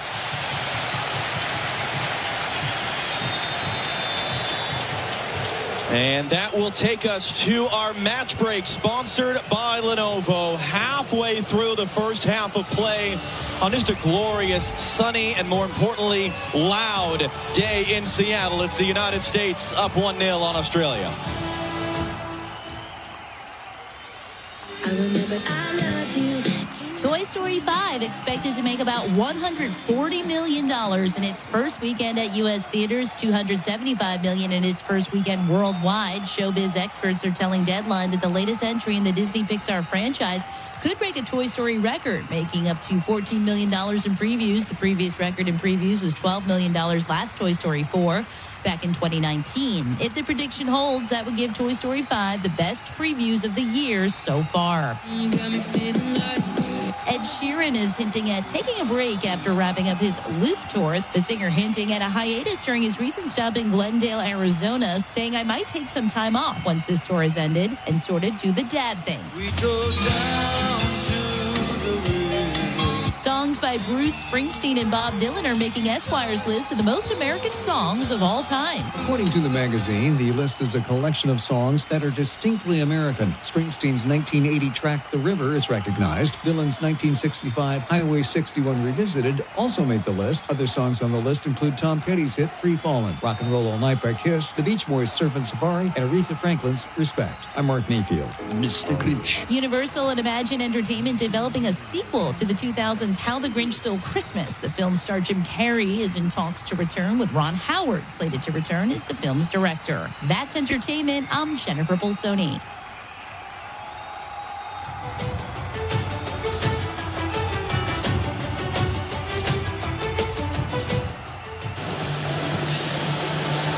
Back in Seattle, U.S. up a goal on Australia. Jenny Taft down on the field.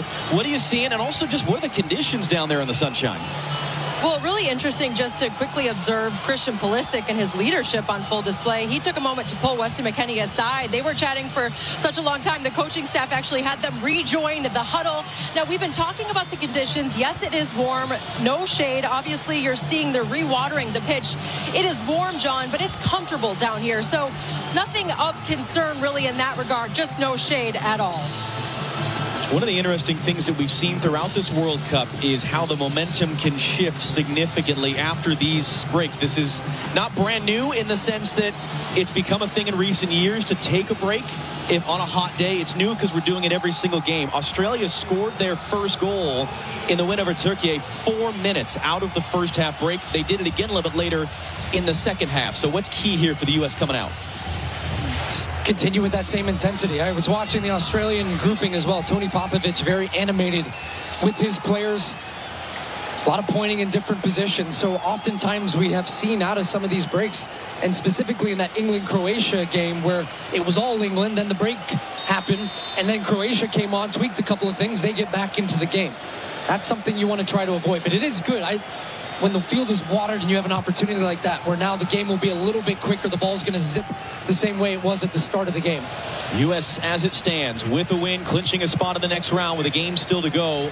Thursday night down in L.A. against Turkey, and as you saw, 2 of the 3 possible results when Turkey played Paraguay tonight would mean the U.S. actually clinch the top spot in the group. And that's the most favorable path for them into the knockout round. Anthony Robinson, long run forward. Robinson's cross sails away from him. Although that was going out, or was it already out? It was already out before Boss touched it there. Something I've been very impressed with, and this was the hope in playing 2 strikers, is that one will stay centrally, the other one is going to run. And that's flip-flopping between Pepe and Balogun. But in that sequence there, Pepe had made a great 30-yard run in behind. He doesn't get the ball, but it doesn't matter because it dragged a center back with him, and it opened that space then for Robinson to make that run. The service wasn't there, it didn't come off, but great signs for the U.S. The center backs, they don't want to make those runs, but when you force them to, and they have to, it wears them down, and maybe it doesn't happen in that moment, but then the next one, you open up space for your teammate.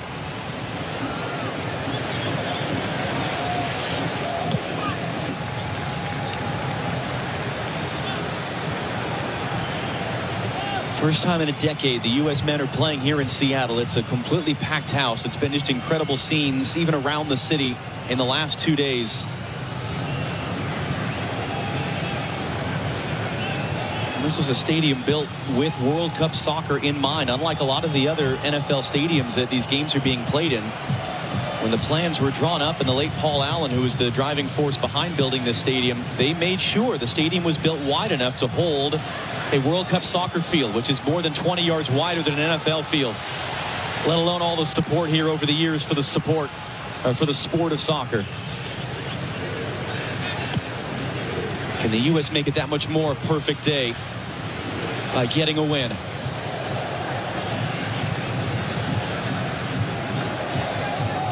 Alex Freeman just able to keep that away from Motore.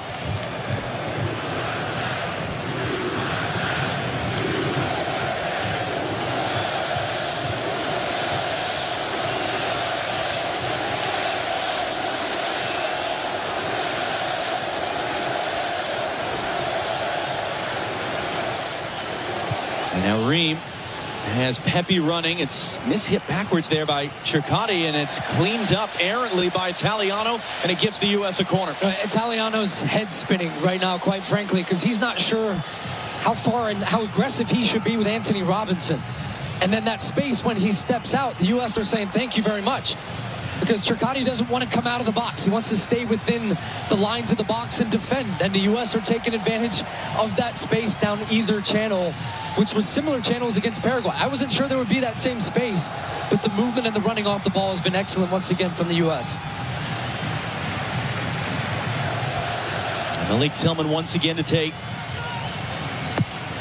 In swinger. Richards was up for it, just too tall for him. Hard running there to chase it down by Alex Freeman, and he wins a throw for the U.S. with that effort. 21 years old, has just burst onto the scene in the last year. Chris Richards telling us yesterday, Alex is a joke. He's made the leap. Son of Antonio Freeman, Green Bay Packers wide receiver, Super Bowl winner 30 years ago, was catching touchdowns. Here, it's the same spot as the old Kingdom when he was playing for the Packers against the Seahawks, and now his son is playing for the United States in a World Cup game.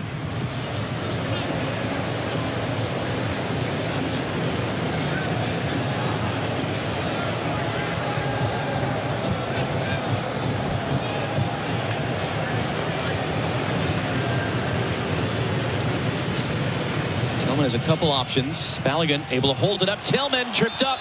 Free kick U.S. Is there going to be another card coming here? There is.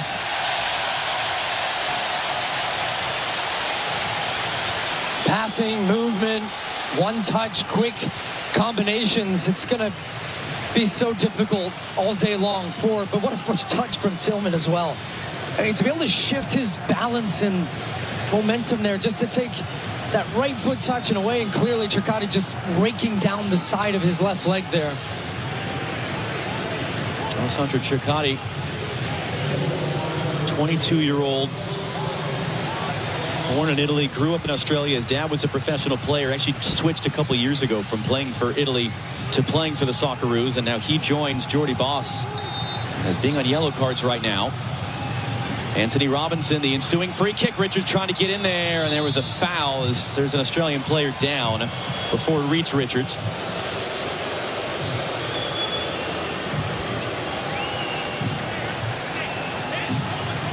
Now coming up next on Fox, action from Group C, Scotland facing Morocco. What a scene that's going to be in Foxborough, Massachusetts, followed by Brazil against Haiti in Philadelphia. Those matchups are after us today as World Cup coverage continues on Fox. There you go, U.S. soccer royalty. Casey Keller, Alex Morgan, Jill Ellis, and Servando Carrasco. Casey Keller, another one of those just important foundational Seattle Northwest members of, as you put it, soccer royalty. Former starting goalkeeper for the U.S. at a World Cup. Alex Morgan, a World Cup winner. Jill Ellis, a World Cup winning coach.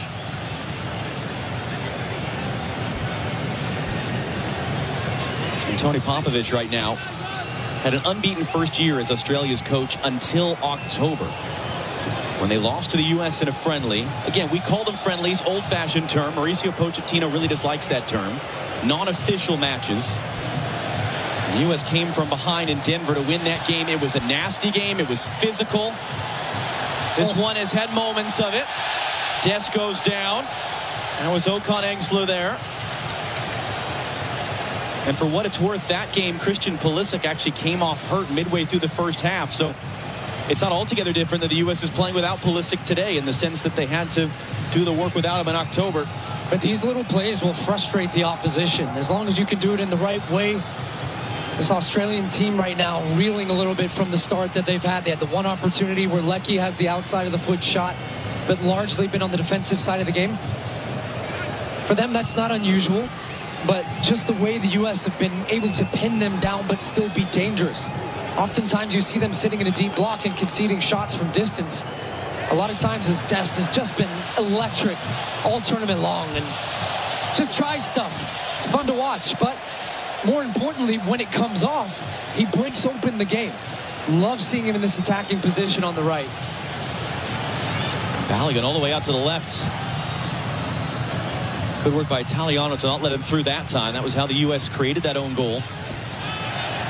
Robinson dumped off the ball off that.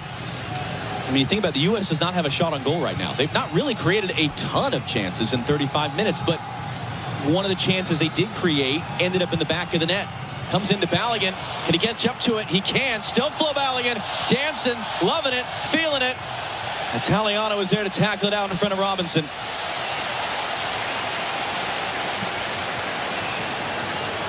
And that's the big difference, because Turkey couldn't find the back of the net with the chances they were creating Saturday night in Vancouver. The old cliche in the game is that goals change games, and how different this is for the sake of that goal. But the difference also is, if you look at the stat line, Turkey had a ton of shots, but a lot of those shots were outside the box.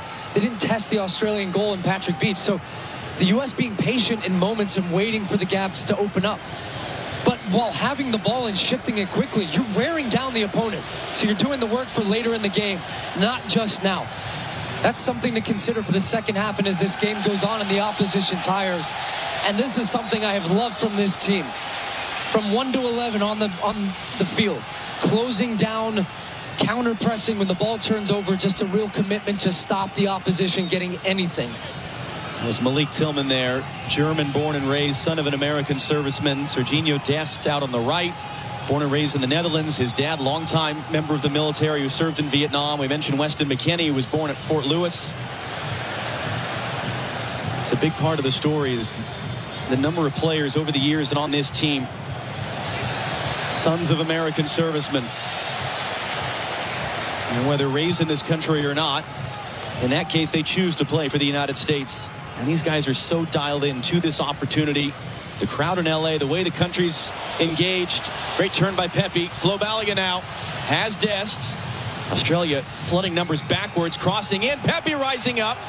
It was big Harry Souttar to head it away. The Australians struggling to deal with it. Dest trying to get in. Scrambled out for a U.S. throw. Another good example. Instead of the ball turning over and retreating, no, put the pressure on. Well, the ball's in their box. Great recognition by Dest. It was his cross that was cleared away. Follows the ball in. And just a lot of panic at the back from Australia as that ball's out. It will be an Australian throw.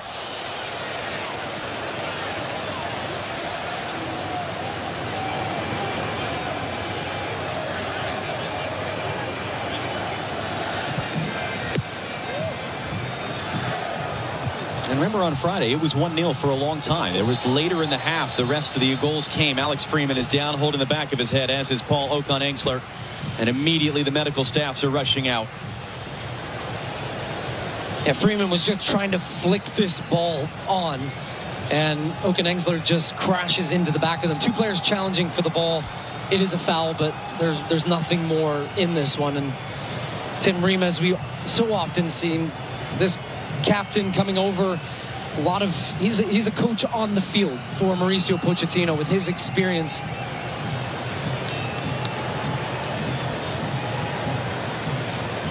And a chance for the Australians as well to come over to their coach, Tony Popovich. And this is Chircati on the right side of Australians defense. And I just, even by his hand motions there, I think he's saying, look, when I have to step in with Balogun, it's leaving space in behind. And that's what I've seen him struggling with, that decision making. If I leave him, then he's wide open. If I go with him, I'm opening up space. And this was on the goal. This was Balogun running in behind him, gets in behind, squares the ball across. Souttar had to commit to the near post to try to block it. And then Borges puts it in. If he doesn't, Pepe's putting it in. So it's a tough spot for a defender, especially when you're going with that left foot there. It's hard to get your body turned and clear it. Joyous scenes throughout the building here in Seattle as Alex Freeman is sitting up now. Okan-Engsler is on his feet. There you see Freeman now being helped back up to an isolation. A reminder, coming up, the Visa halftime show live here on Fox. Rob Stone and our crew of American soccer royalty down to our left. Great scenes pregame around their set out on the plaza on the north side of the stadium. And this is good. These are team doctors right now checking these guys for potential concussion symptoms, making sure that they're clear to continue in the game. And that's what the conversation is right here. And out of view of that, Chris Richards has run over to have a chat with Mauricio Pochettino. It's just so tough because you want to play. If you're a player, you want your starters on the field. If you're a coaching staff, but you just have to be so smart about long-term health. The brain is a muscle that is just, as we all know, it's hard to really know for sure in the moment. And so being very intentional and deliberate here, the medical staffs looking at these players, checking them out. They'll have an opportunity in a little while to get into the locker room at halftime. But for now, both Freeman and Okan-Engsler are continuing. There will be quite a bit of stoppage time coming at the end of the half between the break and then the stoppage there. So a long way still to go. The U.S. a goal to the good, the 11th minute own goal. Matt Freese has made one save. His counterpart, Patrick Beach, has actually not made a save. The U.S. has not managed a shot on goal yet, just the own goal, as Freeman has it tackled out. And you see Okan Engsler with the kind of bandaging and, I guess, Vaseline, for lack of a better word, on the back of his head. And the possession stats for the United States looking very similar to the first game against Paraguay. 71% of the ball in the first half. Right now, it's a 70-30 split. So both teams tracking exactly how we felt the game would line up. Can the U.S. find a second goal?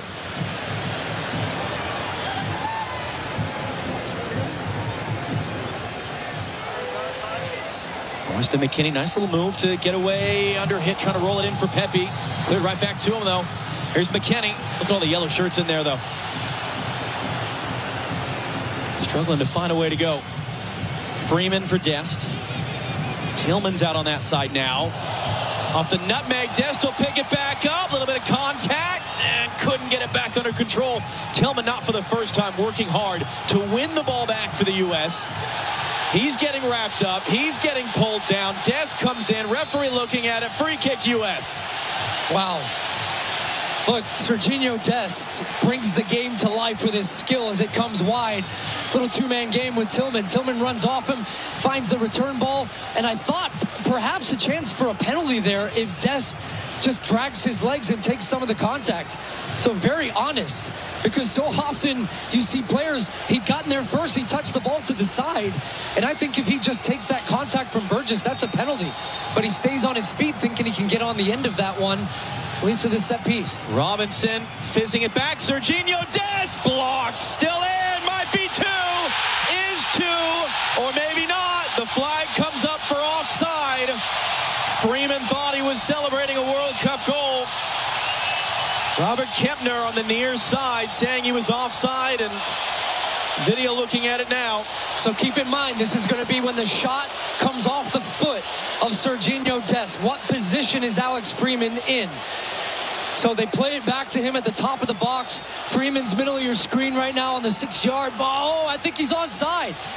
I think he's going to be onside here, the trail leg of the player at the top. It is being checked. It is being checked, so we're holding the play right now.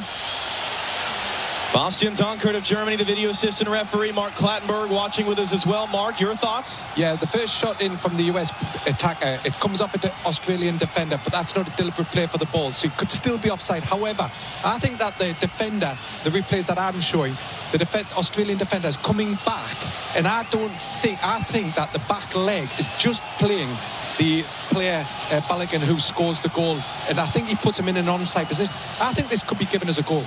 Yeah, I think so too, Mark. Right at the top there. And it's a great recognition there of an opportunity for Freeman, who ends up heading that ball in. And this is where the semi-automated offside technology is mapping all the players. It's microscopic. And sometimes pictures can be deceiving, but because there was a second U.S. player who was in an offside position. Here's the decision.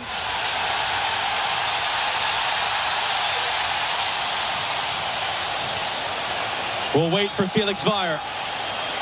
After factual review, the goal scorer was not in offside position. And the building shakes in Seattle.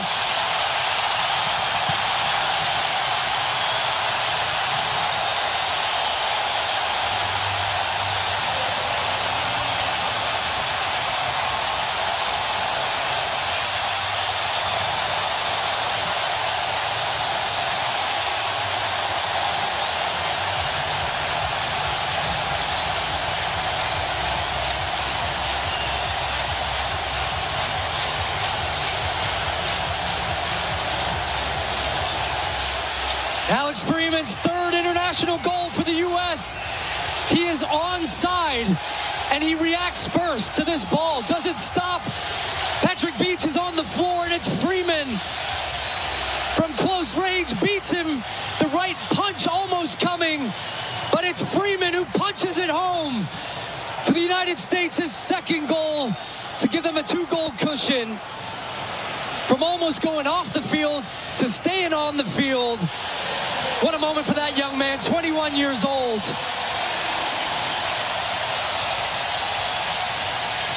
He had an assist in game 1. He's got a goal in game 2. We're into 7 added minutes at the end of the first half. It was a big talking point. It was a part of the crisis this team was in a year ago, that so many of the top players were not a part of the CONCACAF Gold Cup. Alex Freeman is one of the guys who got his opportunity as a result, and he has, after becoming a lockdown starter under Mauricio Pochettino at that Gold Cup, played in every single game since. You take your opportunity whenever, however it comes. And how similar that is to the game Friday against Paraguay for the U.S. to get another goal late in the half. There might be more coming. We've still got good 5 minutes here. Tillman wins the corner.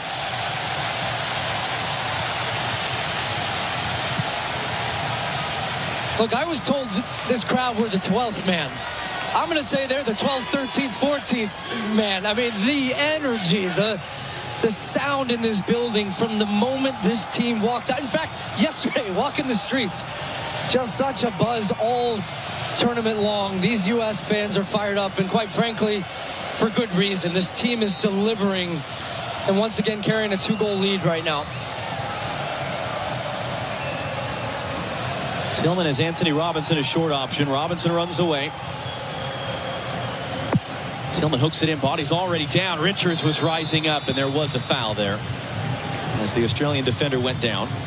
I think for copyright reasons, they're not allowed to say 12th man. They're the 12s. But I think in this context, so here's a look back at.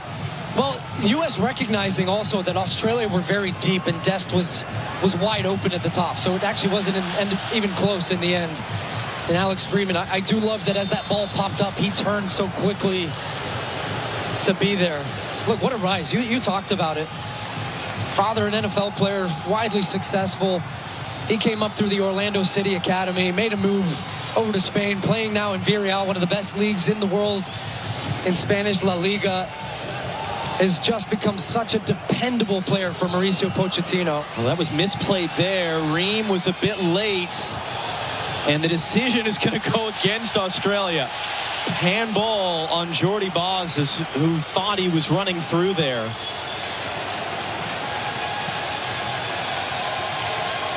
Yep, great call. Felix Vire, referee, has been all over it. Good first half from him as well, I feel, in game management, giving out cards when he needs to, letting the intensity be high.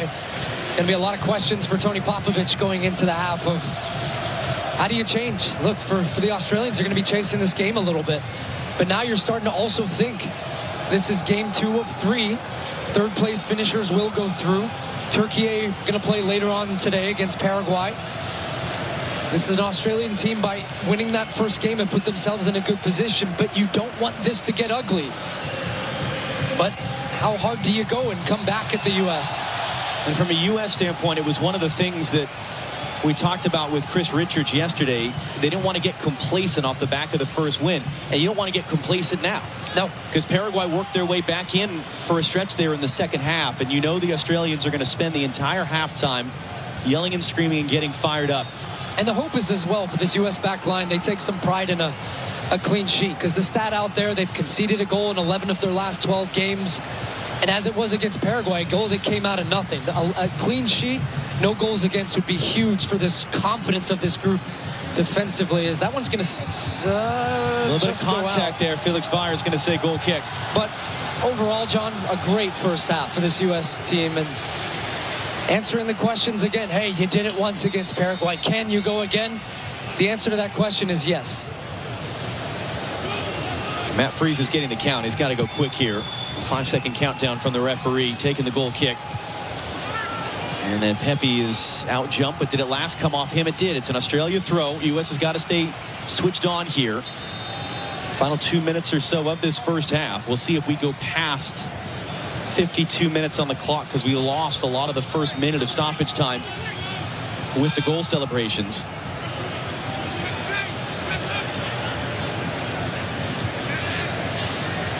Ream, a strong header there. Adams, a strong header. Balogun, and he takes a knock to the back of the head. Flo Balogun is down. Ends up as an Australia throw.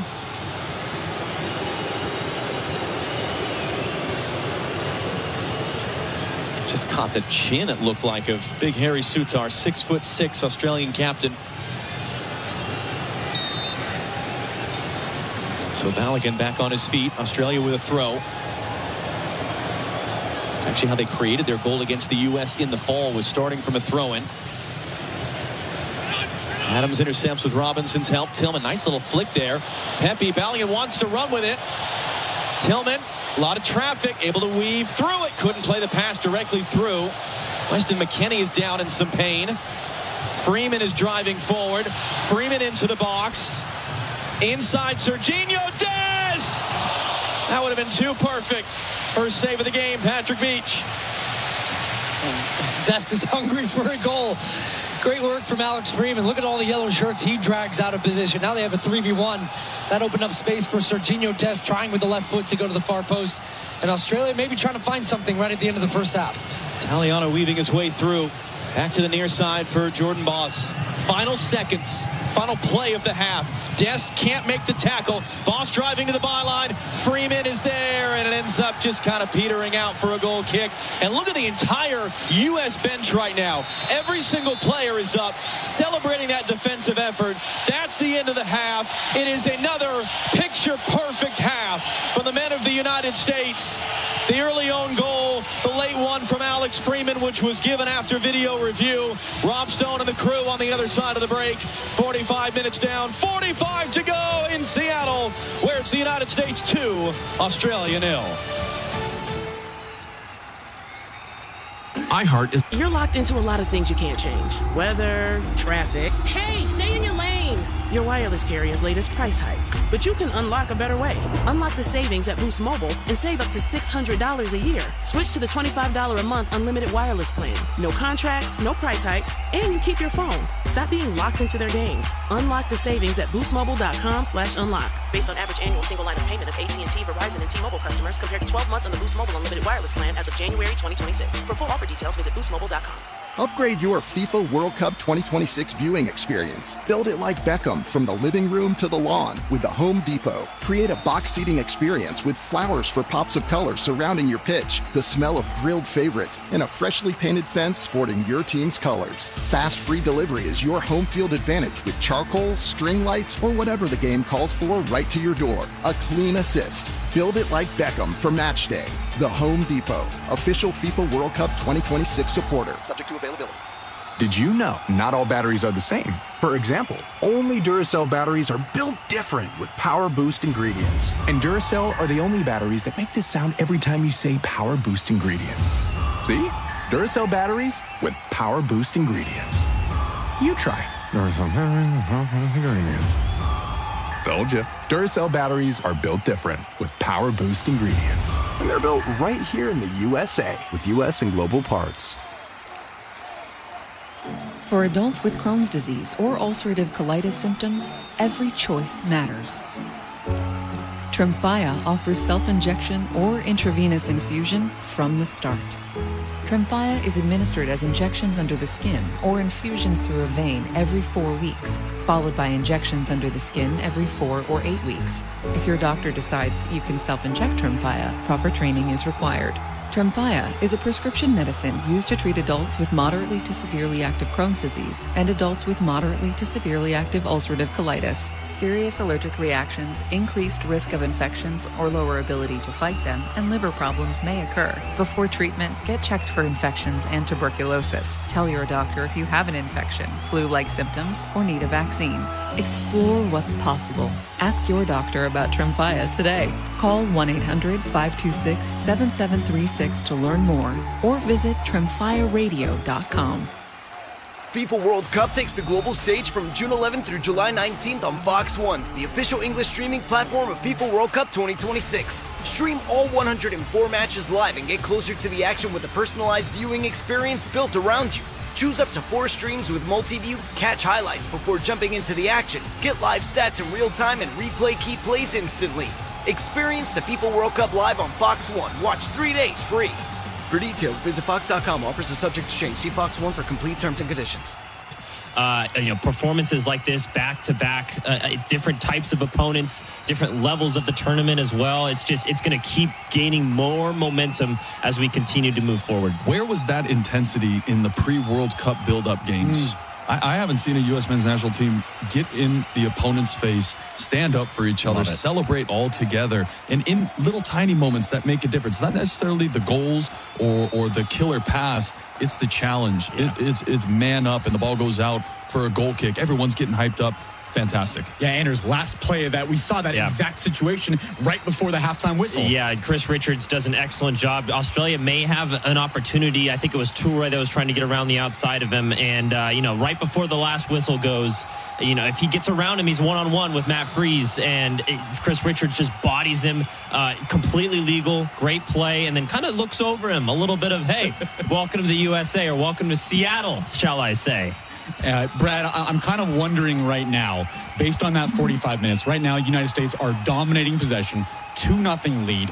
I think the basic question, not to get too much into our keys to the second half, but I'm kind of wondering, where is the quality from Australia to stay in this game? Yeah, they'll make some adjustments at halftime. They certainly can't keep doing what they've been doing in that first half. They have to play more offensive in some regard and keep possession of the ball. They just have not been able to complete any passes, just like the U.S. did against Paraguay. They didn't let them out of their own half, really. Every first and second ball challenging. So Australia, they're going to go into the locker room. Their coach is going to have words. You better believe there's going to be some yelling. It's not about calming down for Australia.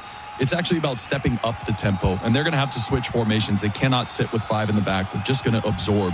They've got to either go into 4-4-2 and play some long balls and start to challenge and pick up possession in the opponent's half, or it's going to be what we just saw. 2 more goals are going to find the back of the net for the U.S., and it'll be a long day for Australia. Yeah, it seems like it's going to be hard to do that. Even with you want to play long balls, you can't even play out of the back because U.S. is pressing so high. Australia has no room to get anything besides just clearances at this point. So I don't know where that's going to come from. Hopefully the intensity continues for the U.S. coming out of this halftime, because we saw it in the Paraguay game. They came out a little strong. They had to kind of manage that in the first 10-15 minutes. I think it's going to be similar here. Yeah, you can't turn off, right? Like we saw it for a moment there right before the break. Cannot turn off, cannot get complacent, Brad, because certainly if you do that, Paraguay scored, right? And if it's a 2-1 game and at some point in the first 15 minutes of the second half, game on, anything can happen. Well, we've seen a lot of goals scored after hydration breaks, before hydration breaks, and the same rings true for before halftime and after halftime. We're always told, do not concede a goal before half, because you go into the locker room completely defeated. But on the flip side, now it's the U.S.'s job. We cannot concede in the first 5 to 15 minutes of this half. If they don't, they'll allow themselves to get into a rhythm and continue to press forward and put a stamp on this game. And at this point, yes, we want to see more goals, but 2-0 is a great lead. You got 5 subs. You can get guys rest at this point. If it gets to the 65th, 70th minute, start to make some subs, and then you just keep the ball, and you really wear this Australian team down. Yeah, it's a balance, though, because you want to do what made you successful in the first 45 minutes, but you don't want to just say, hey, more of the same going into the second half, because you need to pick it up a level, because you know Australia is going to come out with the same kind of idea there. United States leading Australia 2-0 at Seattle Stadium. Right now, they are on top and controlling Group G. We'll continue the halftime show coming up next. You're listening to FIFA World Cup 2026 on iHeartRadio. Unlock the savings at Boost Mobile and save up to $600 a year. I've been scouting these big carriers for a minute now, and I've seen them pull the same play 1,000 times. They promise you the world, then hit you with a price hike right when the game gets tight. But Boost Mobile, their $25 a month unlimited wireless plan is the most consistent player on the floor. No contracts, no price hikes. Unlock the savings today at boostmobile.com/unlock. Based on average annual single line payment of AT&T, Verizon, and T-Mobile customers compared to 12 months of the Boost Mobile unlimited wireless plan as of January 2026. For full offer details, visit boostmobile.com. Did you know not all batteries are the same? For example, only Duracell batteries are built different with Power Boost ingredients. And Duracell are the only batteries that make this sound every time you say Power Boost ingredients. See? Duracell batteries with Power Boost ingredients. You try. Told you. Duracell batteries are built different with Power Boost ingredients. And they're built right here in the USA with US and global parts. When you own your home, it's more than just a place to live. It's security for today and opportunity for future generations. Truist helps homebuyers with step-by-step guidance, a variety of flexible mortgage plans, plus loan options with a low or even no down payment. Start now at Truist.com/make-your-move.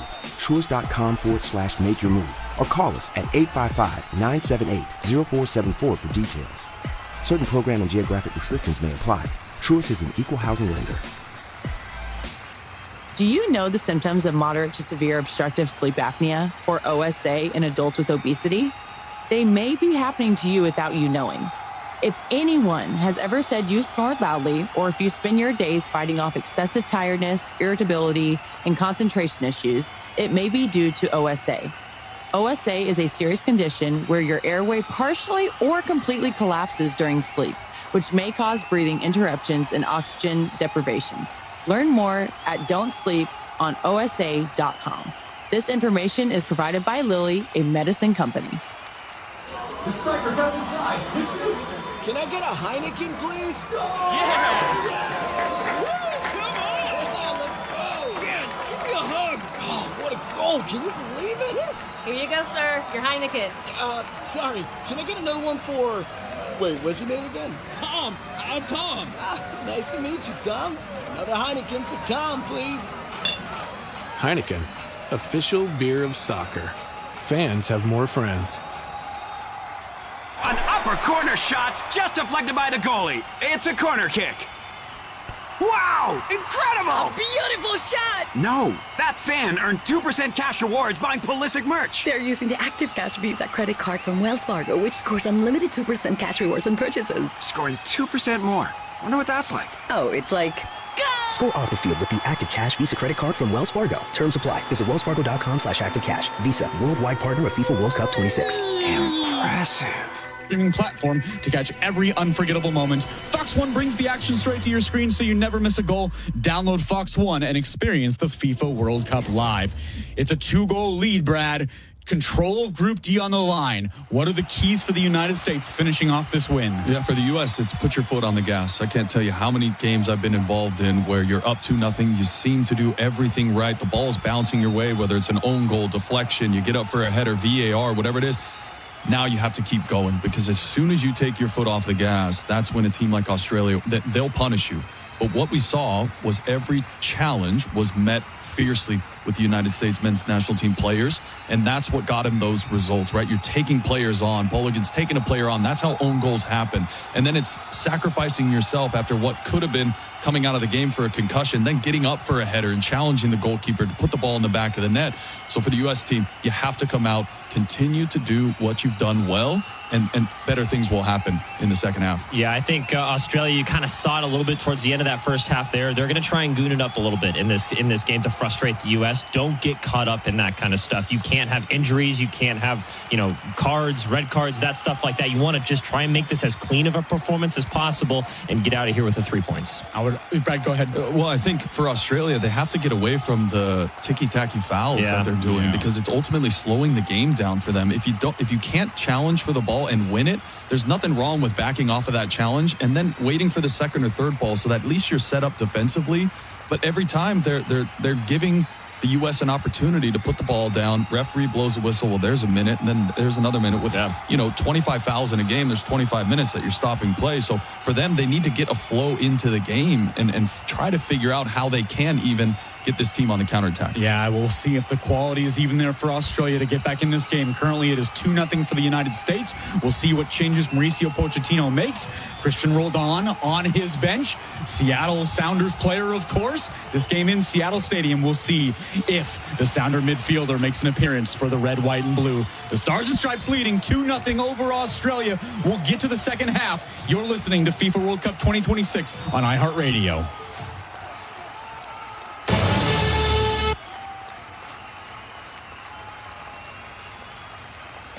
In one.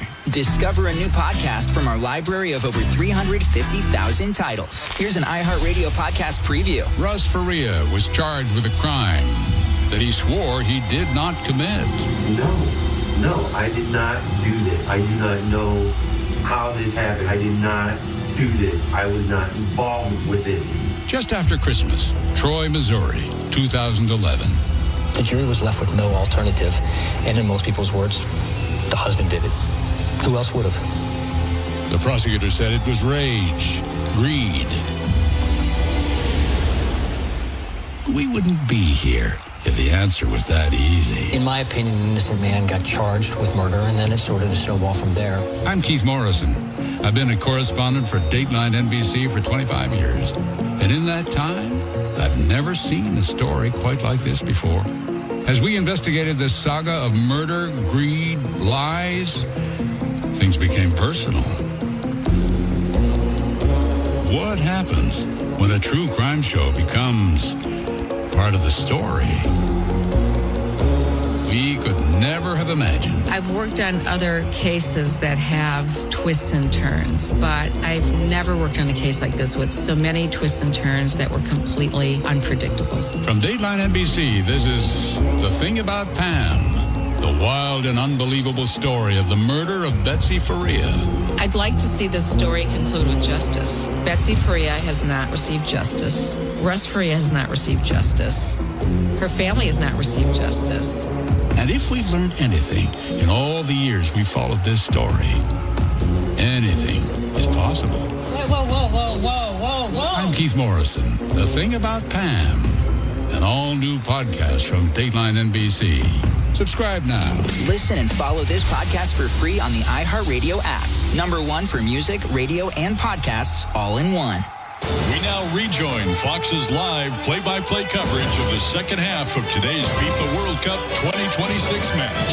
Follow all the exclusive World Cup action on iHeartRadio. Came in the 43rd minute. The United States up 2-0 as they get set to take the field for the second half. The 6 goals by the States so far this group stage, that ties the program record for most in a World Cup group stage. They have a 2-0 lead. Lex, you go back a week ago, they had a 3-0 lead to start the second half. What's vital for the U.S. in these opening minutes of the second half? Well, I think they need to a certain extent, be reactionary because Australia has to change some things, whether it's in personnel or way that they play, and so they're going to have to deal with that.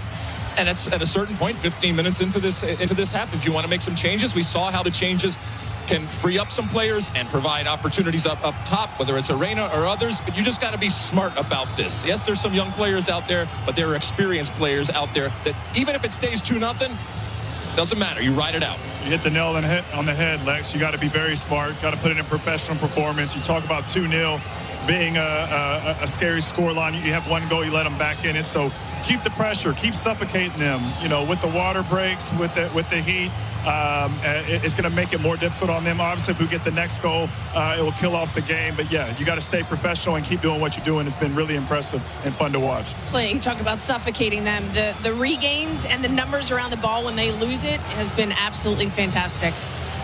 With the win, the U.S. advances to the round of 32. We'll see a post-game. For now, back upstairs, John Strong and Stu Holden. Rob, it is in fact going to be a triple substitution for Australia at the half. Nestor Irankunda is going to walk into your picture in just a moment as the third. Cameron Burgess is the first to have his number put up. Jason Garia, who is the one who delivered the hard tackle that banged up Christian Pulisic in the fall, is on. Connor Metcalf, who scored a wonderful long-distance goal the other night.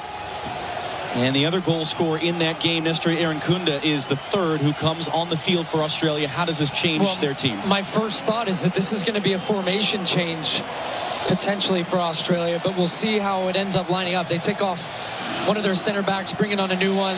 They're going to come and chase this game here in the second half.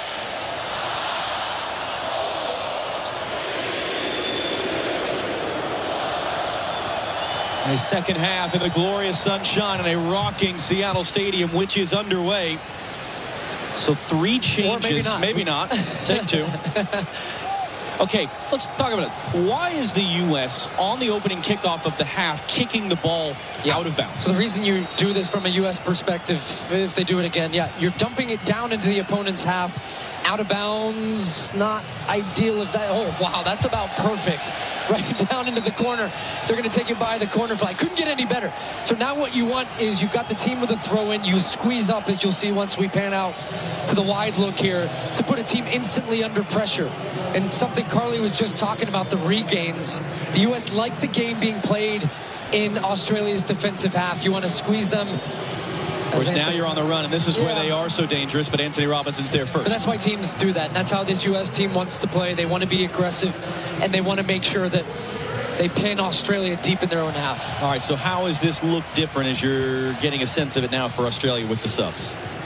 So it's going to be interesting, the in and out of possession. Looks like more of a 5-2-3 with Italiano pressing up high. The other thing is they are pressing up, so I think Australia now trying to work on some regains. That should, in theory, open up some space for the U.S.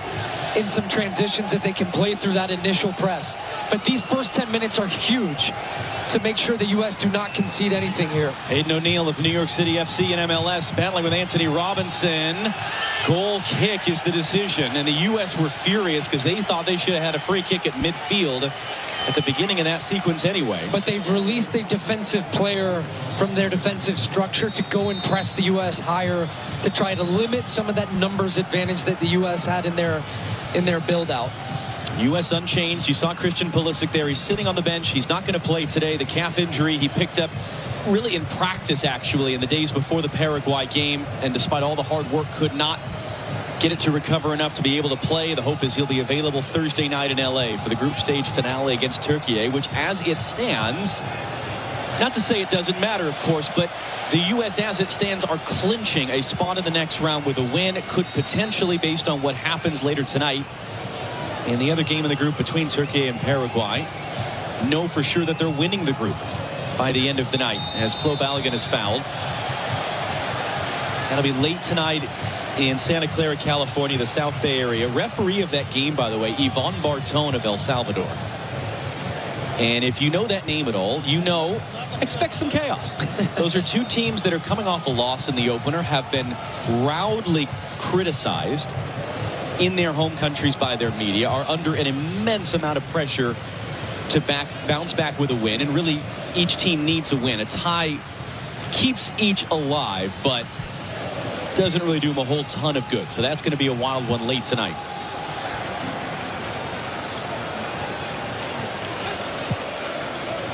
Jenny Taft down on the field, got a chance to speak to Jesus Perez, chief of staff of the U.S. coaching staff under Mauricio Pochettino. Jenny, what do you have to say?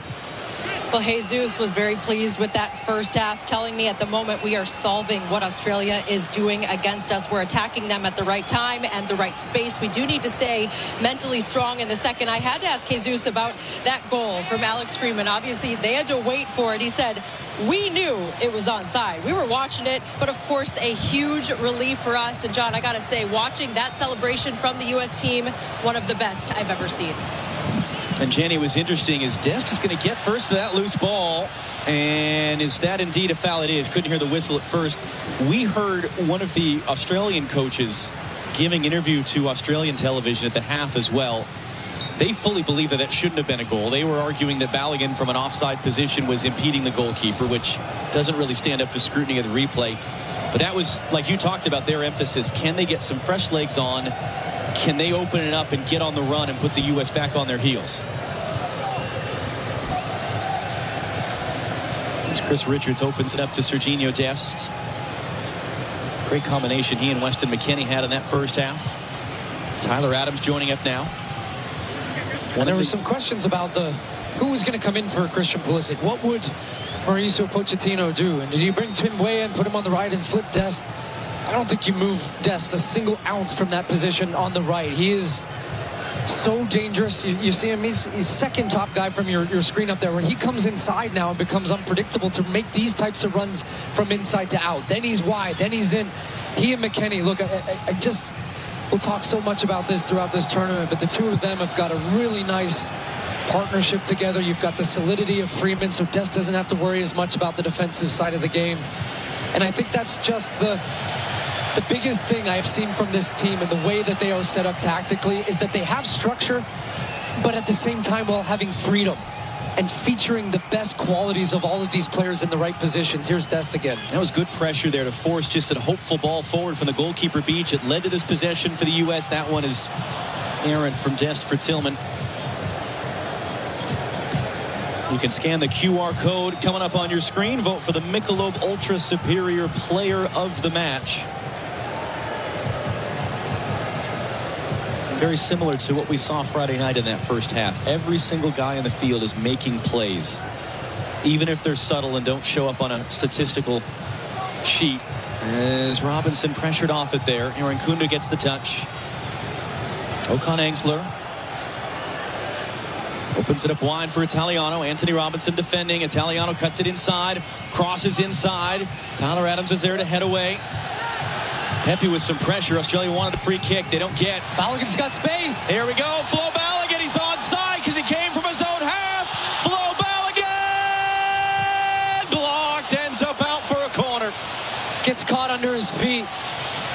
He's trying to look up and see where Beach is. The space was there. This is wow, Australia, an example. They're trying to push and find a goal, but then they leave themselves exposed at the back. First touch is good, but that touch right there, the second one, gets caught under his feet as he's trying to separate to give him room for the strike, and then ends up being a great challenge from Chircotti at the end to put off Flo Balogun as he was looking for his third goal of the tournament. And certainly would want that one back. And he probably will get that one back if this game will continue in that way. He's going to have room to run in behind this Australian defense. The Australians would not have been happy had that ended up in the back of the net with the amount of shirt that he had of the defender. They would have been really upset about that. Here comes the fourth corner of the game. Sent into a great spot. And the second man there, that was Chircotti, couldn't get up to it, was able to clear. Tillman takes the bump, trying to control a bouncing ball. Irankunda brings it down. Alex Freeman is there to intercept the outlet pass. And Tim Ream, veteran savvy, extending by a week his own record as the oldest man to play in a World Cup game for the U.S. Just slows it down, settles it down. McKennie going to find the angle there for Balogun. He's proving a handful. Able to turn and face on Chircotti. It's another corner. Great running again. Flo Balogun, and he does really, they're playing it quickly. He pins his defender really well, uses his body to shield and make sure that they can't come across and win the ball, drives his team down, wins that corner, which the U.S. took short. Tillman can do it again.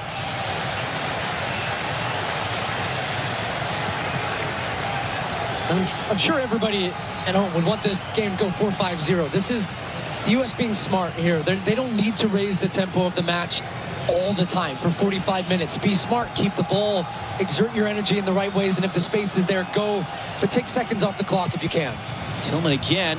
Balogun was up for it, and Balogun head-to-head collision with the Australian defender. That's the second collision that Balogun has taken. One was to the back of the head. This is to the front. It's Chircotti there, the Australian defender.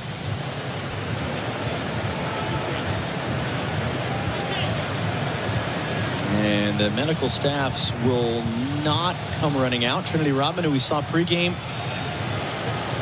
among the luminaries and celebrities here in Seattle. Who doesn't want to be a part of this bandwagon right now? It's a good step, meanwhile, off the ball. The U.S. has won it back high up the field as Marshawn Lynch is watching. That was the famous beast quake. They actually do have seismometers, is that what you call it? I'll look it up later. But yeah, I'm getting a thumbs up in the booth. All right. To measure, like you would an earthquake, the shaking of the building. And we had two big roars and big shakes here today. Freeman lifts it forward. McKennie brings it down. It'll be an Australia throw.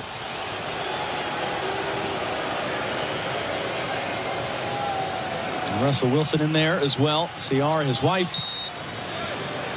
Wilson, who's among other things a part owner of the Seattle Sounders. Culture references are much better today. You know, we need. Don't jinx us, man. Don't jinx us. It does speak to the amount of people that want to be a part of this and attending a World Cup match in our home country here in the United States. First time on the men's side since '94. Richards for Dest. too far. It's been a spectacle. The energy, I can't speak enough about it. Just soaking it in from city to city as we go. LA, get ready. We're coming back there for that Turkey A third match. Adams, good tackle in the middle. That was Anthony Robinson not ready for it. Could be a foul. It's going to be an advantage here. There might be punishment coming for Robinson later as Pepe wins the ball. Referee Felix Vair is going to call that dead for a foul. It's an Australian free kick, and the question now is Anthony Robinson going to get a yellow card? He is.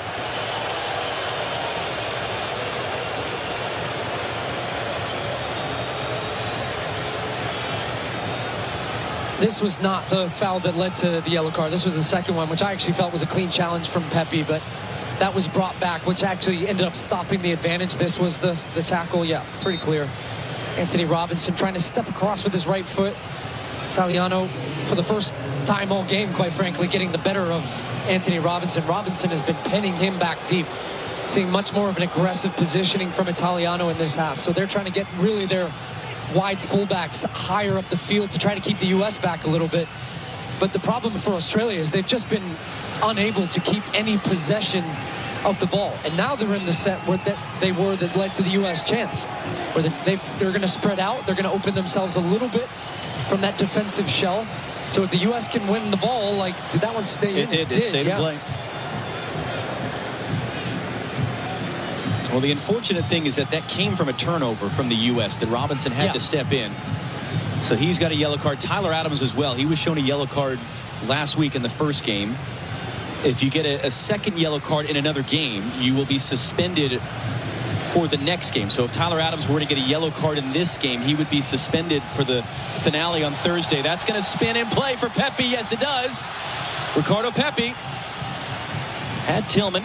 Here's Anthony Robinson. But that yellow card accumulation is wiped out at the end of the group stage and then wiped out again at the end of the quarterfinal.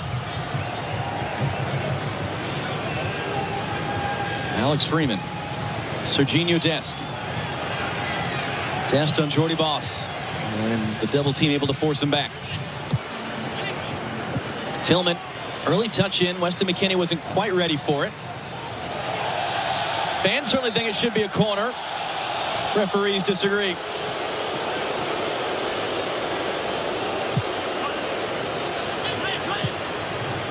And again, video review can take corner kicks away. They cannot give them when they shouldn't have been. Tillman, great running.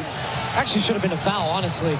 But this reminds me of the Malik Tillman we saw during the Gold Cup for the U.S. And he's so smooth on the ball. He just glides around the field. He's such a tempo player, so creative. But his work rate is so impressive off the ball. That's why the U.S. has been successful defensively. Press from the front, it makes the guys' jobs behind you easier. Good work by Leckie there. Boss, early cross. And Reem was beaten to it there by Aaron Kunda. Did he get a touch to it? He did. And they're saying no. And this is where it can be taken away if that was the incorrect call. Austin Dunker, the video assistant referee, based in Dallas at the International Broadcast Center, will be having a look at it.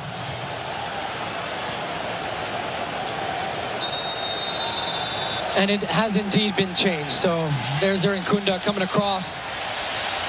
When a player is that adamant, normally you believe them over something like that. Really? So if you just yell loudly, we should believe the players more? And if it's not, you still try anyways. That's the nature of us players. But it's interesting because remember Tim Ream at one point was shown a yellow in that first game. Ended up being taken away. Matthew Leckie is down in pain. 35-year-old, long-time veteran of this Australian team. His fourth World Cup. No one expected him to be here at a fourth World Cup. He had a series of injuries after the last one in Qatar. It had been 2 years since he'd been called into Australia when he was brought back in the last few months. And Tony Popovich saying just what a terrific job Leckie has done as a 35-year-old to have this second wind of his career and get back to this moment. And now he's getting stretched out. Australia have made 3 subs already of the available 5. It's a chance for the U.S. or a little bit shy of the second half drinks break, as they call it in Australia, from a cricket standpoint. And I'm still scratching my head a little bit about his selection process coming into this game. I know he put Leckie into the lineup, but he took his 2 goal scorers out of the lineup. and then rectified that at halftime, bringing these guys into the game in the second half. But I don't know whether that was tactically that he felt it gave him a little bit more solidity behind the ball, and his plan was to bring these guys in the second half and be more aggressive. But they've gone to that, and we'll see if Lecky can continue. It looks like they're preparing another sub in Christian Volpato. And will they make the sub now? He's ready to go. That's an interesting player for them as well.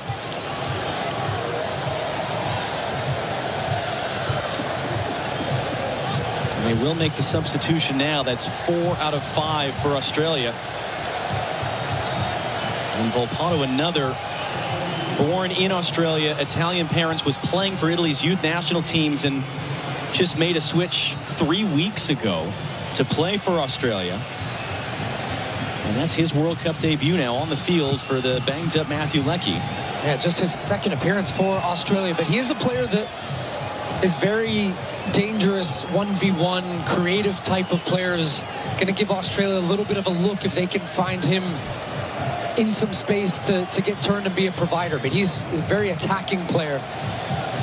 Pepe's going to sneak in between defenders to bring that ball down in the air. Weston McKennie, great ball. McKenna. Balogun couldn't take it with him.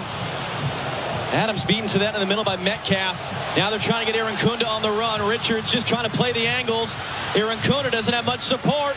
Waiting for that support. For his backward shot is blasted over. That was Volpato just on the field, his first touch. And there's going to be a review here for a player that went down in the box off that run. If there was contact, and it was Volpato talking about that creativity. He gets the ball in a good space here. Gets turned, and the weight of the pass is very good. This is the speed they want from Aaron Kunda. He runs in behind. And the incidents that ends up coming, no. That is not going to be a penalty because Tyler Adams doesn't even see Metcalf's run as he's coming across, and he just catches his heels, but he's not looking at him. It's very incidental contact. I do not think that'll be a penalty. Mark Clattenburg, what about you? Of course, VAR will review it, but I agree with Stewie. He's come in from Tyler Adams' blind side. Tyler Adams doesn't go to block him. He's not even looking at him. There's a natural coming together, and I believe that the VAR will not interfere with this. And you were both correct. But another little, just a reminder for the U.S. Of where this can get dangerous. And that was, you know, Clint Dempsey and Carly and Alexi talking at halftime. It's why it's such a well-worn cliche in our sport that 2-0 is the most dangerous lead, because Australia pop one in and all of a sudden they're a goal away. The momentum shifts, the vibe shifts, everything can change in a heartbeat.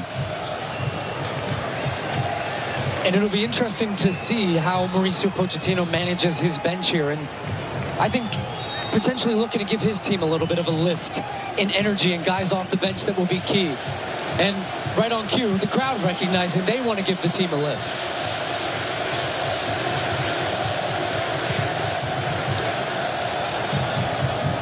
Tillman trying to find Balogun. Pepe's open in the middle. Balogun trying to get under control. It might fall to Pepe. It's cleared. It's pinged around.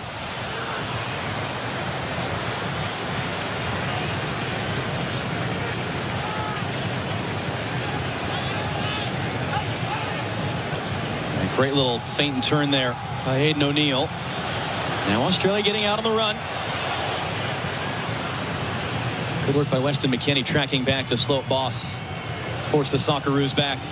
Reminder later tonight on FS1, the other two teams in this group, Turkey against Paraguay in the South Bay area, Santa Clara, California. Coverage begins at 10:30 Eastern, 7:30 in the evening tonight here on the West Coast on FS1. I'm just wondering if Mauricio Pochettino would be thinking about bringing on an extra midfielder to beef up his midfield and counteract some of the changes Australia have made, as that was almost Aaron Kunda if the pace was right, because Richard that's a better ball he's in, yeah. And you can hear a little bit of uneasiness right now. Matt Freese barking at his back line. I just think, look, you played the two strikers, you've got the 2 goals. It's not that you're going defensive by taking a striker off. You're just giving your midfield a little bit more of dynamism and matching that extra man that Australia have now and solving some of these situations pressure-wise. Because look, U.S. are 2v2 against the back right here, struggling to play out of the back, a little frantic. Ball turned over again. Here he comes into Aaron Kunda trying to lay it off. Volpato, Metcalf wants it. Metcalf has it. Matt Freese, second save. And you need somebody too, I think, that is a bit of a calming influence on the ball to help in the build-out. U.S. struggle to clear their lines. Richards hooks it away. Adams hooks it away. He had time and space, but just because of the pressure, you don't want to take any chances. You end up getting some good pressure on the shot at the top of the box. Tillman, great work to win the ball. Rides the challenge, tackled away from behind. No foul by Italiano. Because it was the Australian fans behind Freeze's goal who were roaring after that one. Freeze, got to be careful. Richards, contact there on Aaron Kunda. Australian bench is going ballistic right now. Bastian Donkert, very experienced VAR. We'll have a look at this behind the play. But it's getting a little bit dangerous there at the back for the U.S. Balogun keeps it in play, wins a throw, and now we find out whether anything is coming from that. And it looks like Felix Weyer has waved his arms and waved it off. No, it's not enough. And Aaron Kunda's not getting to that ball anyways. But Chris Richards using his body, the shoulder to shoulder, gets across him there. But I'm curious now, how did the U.S. respond here in this moment? Australia is pushing. They're building momentum. They're buzzing around the field. Heard so much about this team being more mature from 4 years ago. Handle the emotion of it, but also at times put your foot on it. Calm the game down. You don't want to get sucked into this type of game when you've got 2-0 lead. Great tackle by Weston McKennie there. We're about a minute or so away from the second half break. Might be coming at a good time for the U.S. And that's something Tyler Adams there on the ball said to us last week in Orange County. We now have seen everything we need to see at a World Cup because we lived it 4 years ago.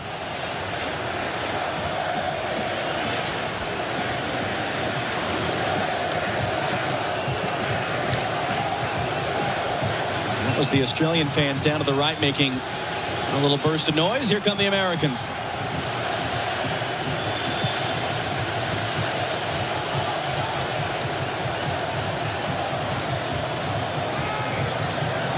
Freeman wants it, and Adams saw him too late. And Adams takes a shove there from Volpato. And that's part of it, and he'll start to pop back up. Freeman from Dest, and he'll cycle it around. And a handful of U.S. players getting loose right now. Still yet to make a substitution. Australia just one remaining sub in this game.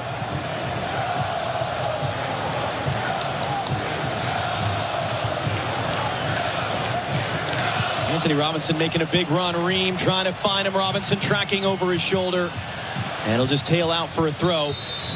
And that will take us into the break. A match break presented by Lenovo. Midway through the second half, the U.S. managing things very well right now. There's going to be a late charge coming from Australia to be sure. 2-0 to the U.S. here in Seattle.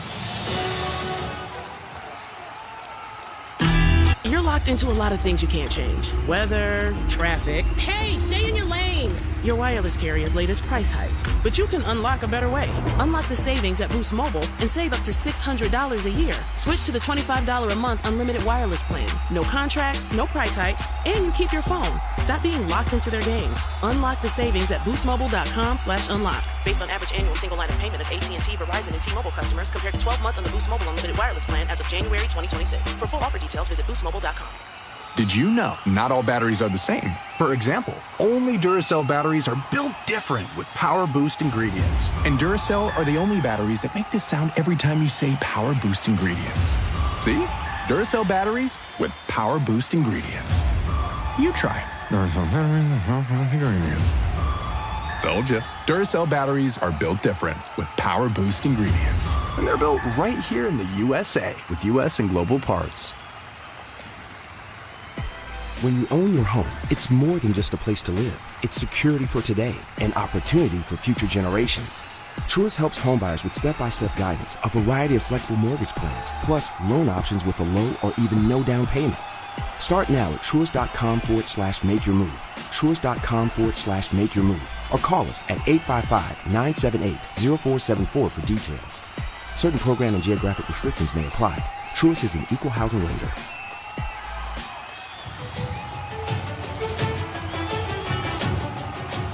And you're seeing there the end of what's been a very intense huddle for Mauricio Pochettino in the U.S. during the break. Jenny Taft, you're not far away. What have you seen?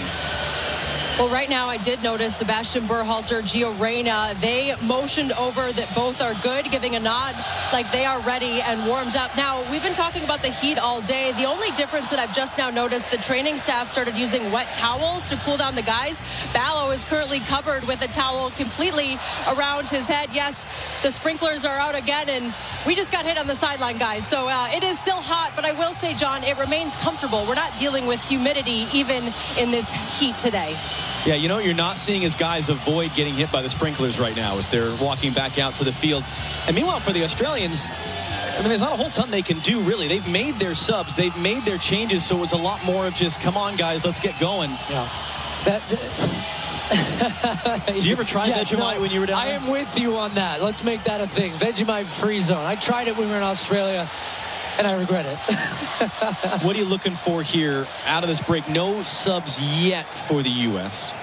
Well, I think Australia will be happy with the response that their changes have made, but they've yet to find a goal. But if they make one, it gets really interesting. The goal for the U.S. now is to keep the pressure on a little bit. I think they could be a little bit more aggressive with some of their passing still. It's too comfortable passing it around the back and keeping possession. Keeping possession is fine, but you've still got to put a threat to the opponent to force them to stay back and be a little bit hesitant in the way in which they're pushing forward. I expect to see some of these subs soon. I think the U.S. need it, and we'll see which changes end up getting the final nod. Well, we can only see the top of his head, but it looks like Sebastian Berhalter is moments away from coming on the field. Dest battling hard on the outside, can't win the ball cleanly. In for Aaron Kuhn, a good tackle, Chris Richards. And now Pepe had an option to lay it off for Dest. Freeman will try to get Dest on the run. And in the end, all that Aiden O'Neill can do is play it out for a U.S. throw. Alex Freeman's third career goal coming after the video review late in the first half. Sebastian Berhalter, who we saw make his World Cup debut last week, getting set to come on. Whereas Chris Richards, in speaking with him yesterday after practice, was measured about how physical and intense this game would be, and you have to manage in the right way. Sebastian Berhalter said, no, we're up for every fight. We're ready to go for everything. There is a searing intensity with which he plays. And his dad's the exact same. Yeah, he is. But quite frankly, I think the type of player this U.S. team needs on the field right now to match some of that from Australia, if he is indeed the sub and he's making his way over to the halfway line right now, my guess would be that would be one of the strikers being removed. Metcalf, and that was as casual interception as you'll ever see from Serginho Dest as he was trying to find the open side of the field. That's a loose pass there. Adams, big tackle, picked up by Italiano, swept away by Adams a second time. Job not done. Anthony Robinson digs it out on Metcalf. Able to turn the corner. And the U.S. find the open side of the field right now. Aaron Kuhn is going to chase down Ream. Dumps Ream to the turf. That's a free kick for the U.S.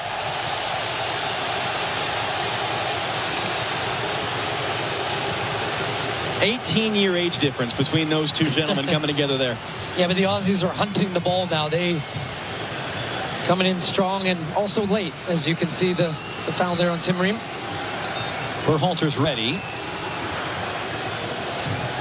And they've been having a hard time with that electronic board all day today. Mr. Aaron Kuhn became Australia's youngest ever World Cup goal scorer last week. Trying to get him going. It'll be Ricardo Pepi taking off for Berhalter.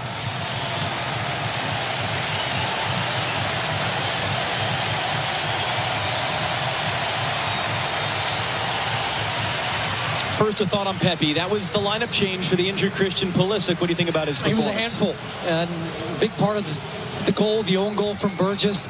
I thought he did a lot of selfless running that you won't always get credit for as a striker, but running into the channel, hold-up play, link-up play with Balogun, the two of them worked well together. Well, great work from Anthony Robinson. Look at that strength here from Balogun. That's so good. You got a guy all over your back, but still to just keep your hands out, get your elbows up, make it difficult for him to get around you.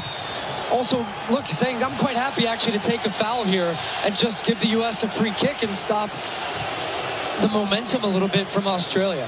Paul Ocon-Engsler being called over by Felix Weyer. He's known as a referee that likes to keep a game tight, that likes to use his cards to control a game. He's not really done that. He's also known for really not enjoying descent. And that was Okan Engsler had a word on the way through as, boy, Sutar almost kicked Garia in the face. Tillman picks up the second ball. Tillman rides the challenge.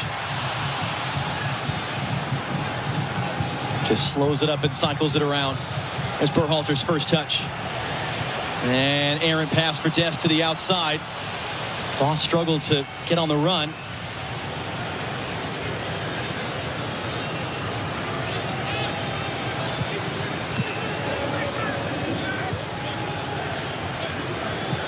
O'Neal just threaded that through for Metcalf. Now Italiano. Anthony Robinson waiting for him. A little bit of space here for Metcalf.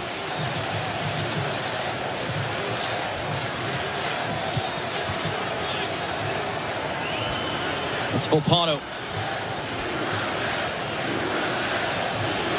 Volpato gets the cross in. Freeman stooping low, heads it away, and that header evades multiple Australia players. Balogun can't escape. Garia going to recycle. Richards is there to head away. Robinson trying to steer to the open side of the field for Dest. 15 minutes plus stoppage time to go. The U.S. as it stands, clinching a spot in the next round, could clinch the group stage win in Group D based on what happens later tonight between Turkey and Paraguay. Fifth and final sub in the wings for Australia. Volpato. Adams defending. Italiano. Volpato on the return, cuts it back on McKennie, sweeps it in the middle, popped in the air by Richards. Aaron Kunda rising up. Bodies and limbs everywhere. It's cleared away. Yeah, seeing some tired legs from the U.S. out there right now, not following their runners. They're going to hold this one to make the sub. Australia wanted to go quickly. They're also, I would imagine, going to check something in this sequence. Bastian Donker wants an extra moment to take a look in here. So it hits his hands, but that's not a penalty. And you can see Felix Weyer, the referee to the right, he sees it pretty clearly. And the reason it's not is, look, they're both challenging for the ball. There's not an unnatural movement from his hand up to the ball. The ball doesn't move because of that. I don't think this will be anything from a handball perspective. Paul Okan Engsler will be replaced here. And once a sub happens, that means that has indeed been checked and cleared. Fifth and final sub for the Socceroos, Jackson Irvine, another long-time veteran, 33-year-old at his third World Cup. And then contact off the ball. Christian Volpato goes down. Anthony Robinson, who's on a yellow card, certainly seems unimpressed with Volpato's going to ground. And Volpato's been a nuisance since coming into the game. You see his creativity. He's a difference maker for Australia. I didn't see what happened off the ball down to our right. And that sign there says nothing in it from the referee. So that's being communicated via the VAR. So he initiates it. And then look, the left arm comes up from Robinson. And he's trying to bait Anthony Robinson into getting a yellow card. Whether you like it or not, this is part of the game. And I like that you have VAR in these moments that would not allow this to end up being something that would be whistled or Robinson would be punished. But if I'm Pochettino, I'm thinking about Robinson right now on a yellow and under pressure, that maybe he's a guy you would bring out of the game. Austin Trusty and Joe Scally are prepared to enter at the next opportunity for the U.S. And they're going to set up here. This is one of the weapons they have. Alessandro Cercati has a long throw in him. And he's going to come across from one side of the field to the other to take this long throw. Everyone back to defend in the box for the United States. Got to be aware of the second ball. Comes backwards and short. O'Neal will return. Cercati blocked by Balogun. Australia corner.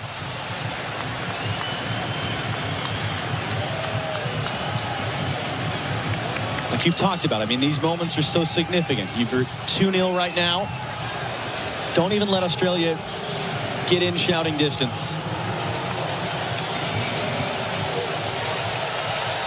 With 11 minutes to go, plus stoppage time. Third corner of the game. Swept in. Good header, one there. Man down for the U.S. is Freeman. Second time today, Alex Freeman has taken a knock to the back of the head. Yeah, but what a challenge. What a leap from Freeman, showing his athleticism. That's the guy he's marking, it says a lot, is 6'6". And Freeman just with a huge jump to win that one and take some contact and wins a foul for the U.S. Well, they've put Dest and Anthony Robinson's numbers up, but the U.S. coaching staff is just making sure Freeman is okay as well. And now the U.S. players have to hustle off here. Now they are saying, you guys got to run, get off the field, because if you don't get off within 10 seconds, you can't come on for a minute. And the U.S. might be about to play one or even two men short, and what the U.S. is arguing is we were waiting to be sure that Freeman is okay. And right now, to your point, there's some organization going on between the U.S. players top of the screen to account for that. But now Trusty has been allowed to come into the game. And so the U.S. won the argument. All right, we'll see what this setup is now for the U.S. Looks like Trusty's going to slide out to the left back position. Yeah, Tony Popovich is furious right now. He's talking to the officiating crew about that. So 2 World Cup debuts. Joe Scally, 23-year-old from Long Island. Grew up childhood friends with Gio Reyna. Austin Trusty, 27-year-old from Medina, Pennsylvania. Just won a league title at Celtic in Scotland. Long time coming for him to make his World Cup debut. Just his 9th ever appearance for the U.S. at the age of 27. Jackson Irvine is able to control the bouncing ball. Here come the Australians. You got 2 new players on the field for the U.S. trying to get up to the speed of the game and trying to get locked in with their teammates. 9 minutes plus stoppage time away. The U.S. as it stands, clinching a spot in the next round. Could clinch a group win by the end of the night. That cross takes the block. Berhalter's first there. Big challenge there with O'Neal. Boss on the outside. Volpato will cycle it around. And one of the things you brought up, U.S. has not had a shutout since September. And a win against Japan, a win that really changed the momentum a lot in the fall for this U.S. team.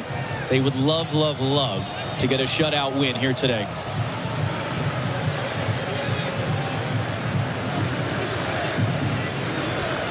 Italiano. Irvine trying to sneak in. Cross by Metcalf will spin all the way through. And you heard a shout from someone on the Australian bench. That might have been Tony Popovich. Yeah.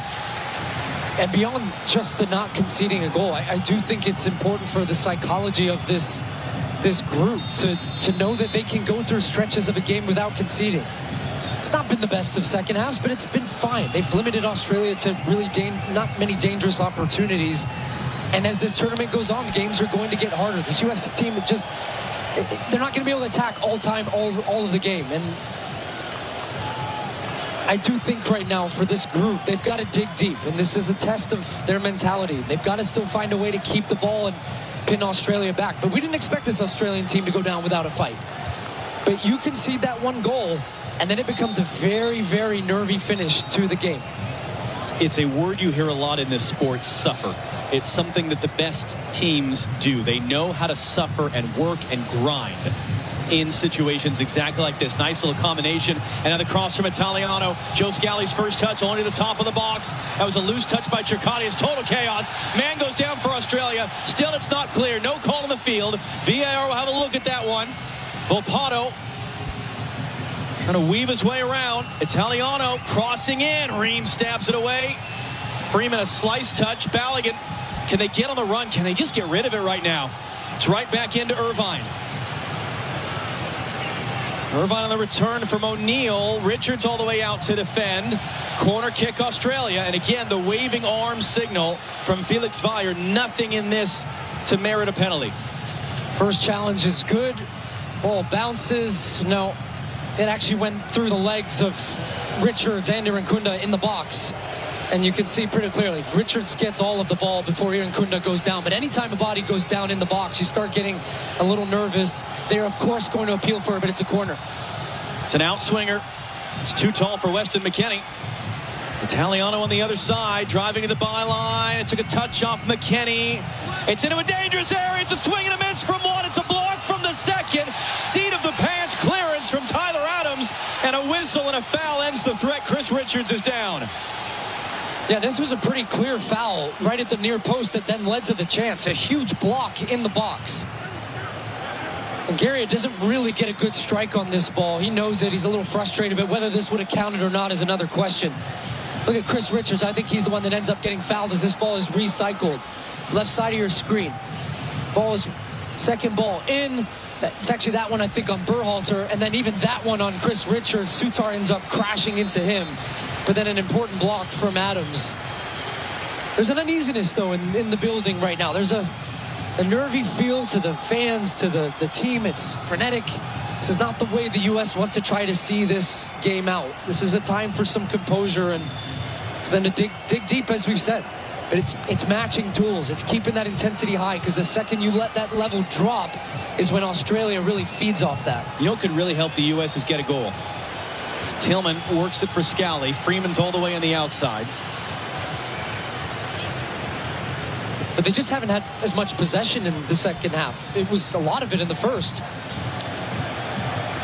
Freeze just got that away from Aaron Kunda.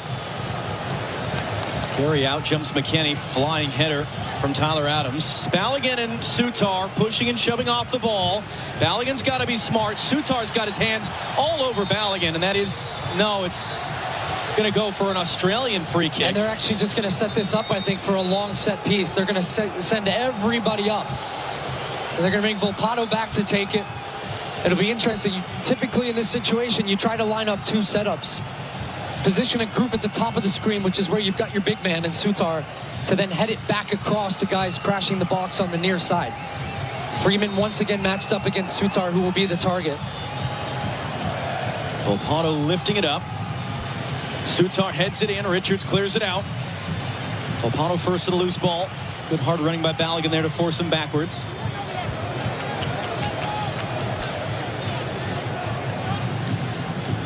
Volpato rolls it forward for Irvine, trying to return. Enough of a touch there. Although it's going to be whipped back in across. Chris Richards wins the header. Second ball into the stands.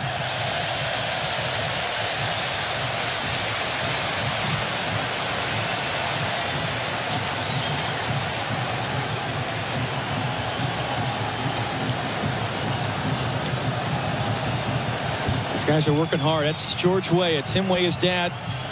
Tim Weah's mom, Clar, who was his first coach growing up, and George Weah, former World Player of the Year. Tim, not on the field for this one. Has an important role to play in this tournament, to be sure. Balogun is down hurt.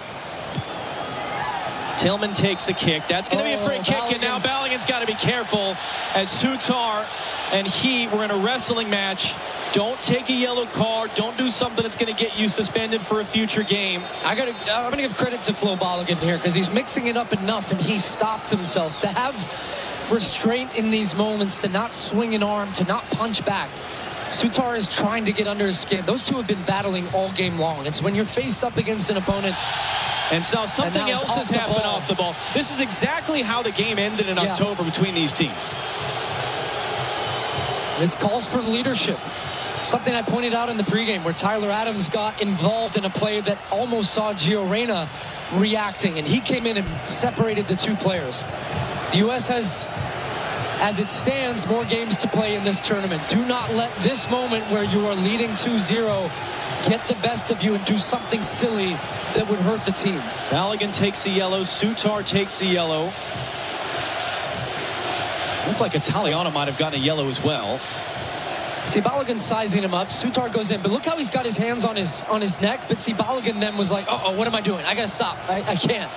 And he pulls his hand away from what was about to be a headlock. Now, they're going to pick up yellow cards.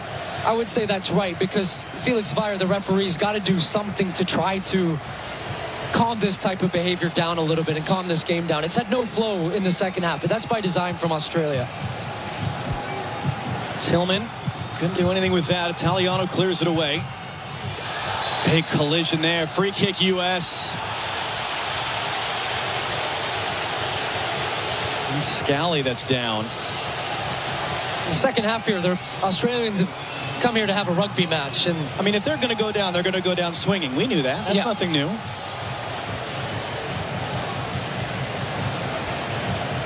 That's more Australian rules football, I would say, than rugby. But it's fair. Both.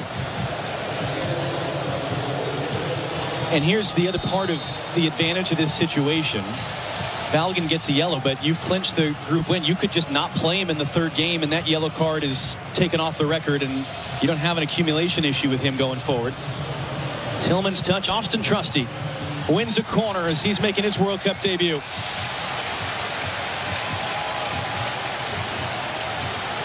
And confirmation, Italiano did get a yellow in that little sequence a moment ago as well. And we'll see how much time is going to come up here with 3 minutes for the break. We've had a couple players banged up.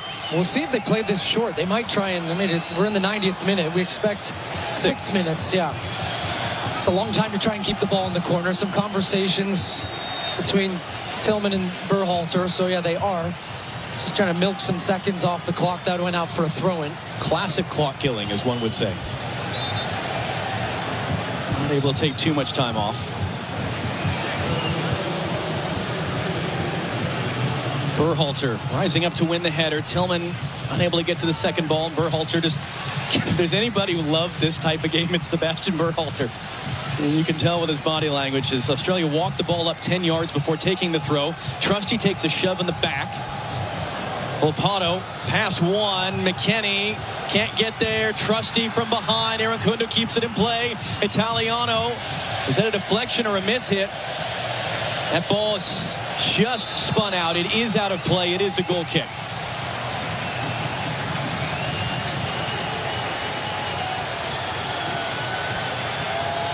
So this was the scuffle. Bottom left of your screen. Look,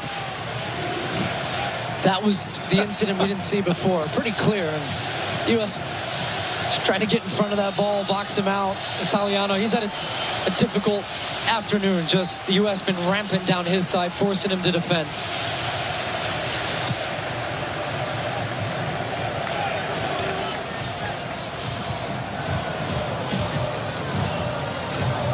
And that's how it looks as it stands. The U.S. clinching a spot in the next round. They could clinch first place in the group, and that would allow them to stay on the West Coast in the knockout stage. That would mean Bay Area round of 32. It would mean Seattle round of 16. It would mean L.A. quarterfinal if they can get there.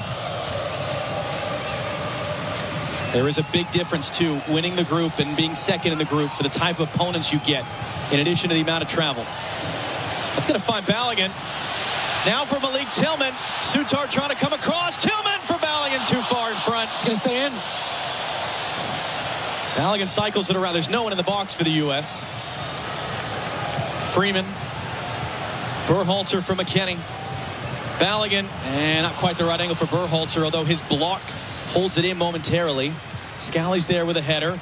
Aaron Kuna trying to sneak in. Draws contact off Richards. He's going to get a yellow for this.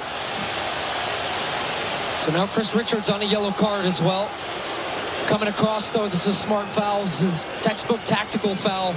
Aaron Kunda with his speed. You don't want to just even open the door of doubt, and just cleans him out, but in a slightly innocuous way. But that is a yellow as the referees fires. He actually had a little trip. He's getting stretched off right now with maybe a little bit of cramp. And now the hope is it's cramping and nothing more, because it was an awkward. Yeah, he kind of tripped on his way to give the yellow to Chris Richards. And it's something we don't really talk about a lot, but the fitness levels these referees have to have. One of the ways you hear it phrased is the referee has to be more fit than any given player on the field, because he or she has to be in position to outrun a quick counter to be able to be there to make the call. And it's a warm day. The sun is out. You've got FIFA medical staff. Mark Clattenburg is with us. It's rare to see this, Mark. It's unfortunate to see this, but I mean, this is just as much as it is for the players a physical challenge for the refs. It certainly is, and it's happened to me many times in games where probably I haven't got the fluid on, and therefore you cramp up. And it was interesting when he went to give that yellow card, his movement was different, so therefore he needs to get salt in his body. It's a hot day, referees are acclimatizing to the conditions, and there's a prime example, but it certainly happened to me in key games. It's a bit embarrassing, but I'm sure he'll move on.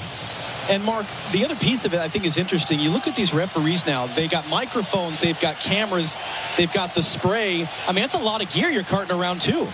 It certainly is, especially now in the modern day, the amount of equipment that they have on for all of the technology.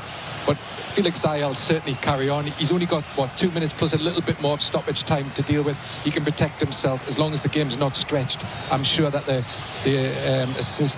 reserve referee will not be used in this one. And you saw Katia Garcia of Mexico, the fourth official, run over some hydration. Gio Reyna Haji Ryder preparing to enter. Fans are trying to push their American men over the line here. Still about 2 minutes to play. Here comes the Australian free kick off the Richards yellow card. Pops sideways. Malik Tillman as high and as far as he can boot it. And Balakit was trying to take it clean out of the air. U.S. got to reset here defensively. Trusty heads that away in front of Italiano. And U.S. want to make subs. Yeah. They were screaming at the fourth official. And they're saying that the paperwork wasn't ready. So the U.S. is still having to defend. No, they're not, because it's all the way through. And just keep in mind, too, that number you're seeing, we're 1 minute. In essence, it's going to be a little bit more. It's only the referee who actually knows how much time is left in this game because of the added time with him being down on the ground. Flo Balogun created the own goal that was the opener. Haji Wright is on to replace him.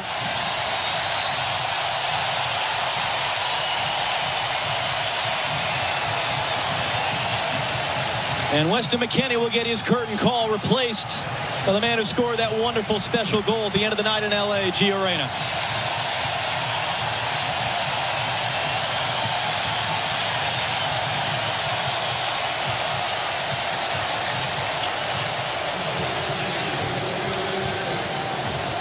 Another really, really good performance from Flo Balogun and Weston McKennie. Heartbeat of this team. Balogun, while not on the score sheet tonight, he was in essence by playing that ball that it resulted in the own goal. His running, I've just said time after time about the running of the strikers from the U.S. that really helped open up the game. They've still got a job to do, though, to finish this game off. Aaron Kunda battling with Trusty, gets up first, gets to the ball, gets a cross in, stabbed away by Sebastian Berhalter. Tyler Adams hits the eject button. Tillman going to get it back actually from Gary. Can he play in Haji Wright? It might be offside. We'll find out. Haji Wright walking his way through. Shot is blocked. Flag comes up for offside anyway. But it milked a few more seconds off the clock. Can't be more than a few left on it still.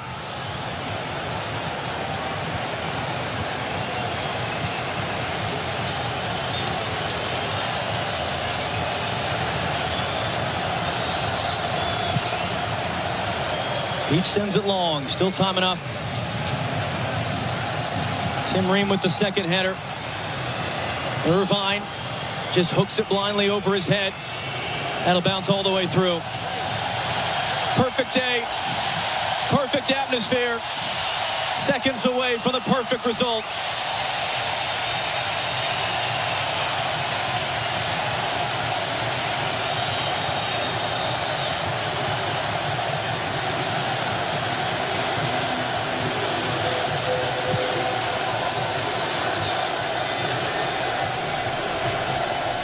Never before has the United States been able to clinch a spot in the next round with one game still to go in the group stage at a World Cup. Malik Tillman had an exclamation point. Haji Wright not going to get there. And just kind of battling Cherkati to the loose ball. That's the end. What a day. And the United States will know for sure they are marching on to the knockout round of this FIFA World Cup.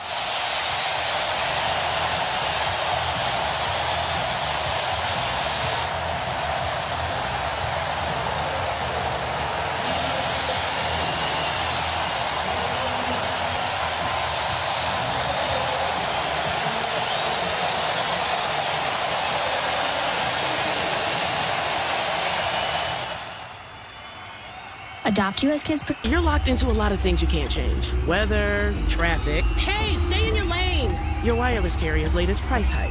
But you can unlock a better way. Unlock the savings at Boost Mobile and save up to $600 a year. Switch to the $25 a month unlimited wireless plan. No contracts, no price hikes, and you keep your phone. Stop being locked into their games. Unlock the savings at boostmobile.com/unlock. Based on average annual single line of payment of AT&T, Verizon, and T-Mobile customers compared to 12 months on the Boost Mobile unlimited wireless plan as of January 2026. For full offer details, visit boostmobile.com.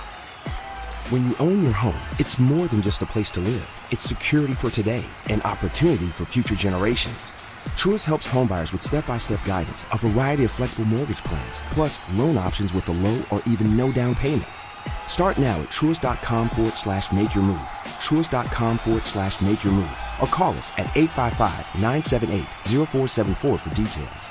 Certain program and geographic restrictions may apply. Truist is an equal housing lender. In front of the net, got the header in and scored. Still hotly contested as we head to the last 15 minutes plus stoppage time. Meanwhile, at the second round of the U.S. Open, Wyndham Clark posted a 69 scorecard to add to his 4-stroke lead, 7 under for the tournament. Rory McIlroy has jumped to second, 3 under through 8 holes on the second round. The Titans and All-Pro Jeff Simmons agreed to an extension on Friday, 3 years with $105.8 million, $100 million guaranteed.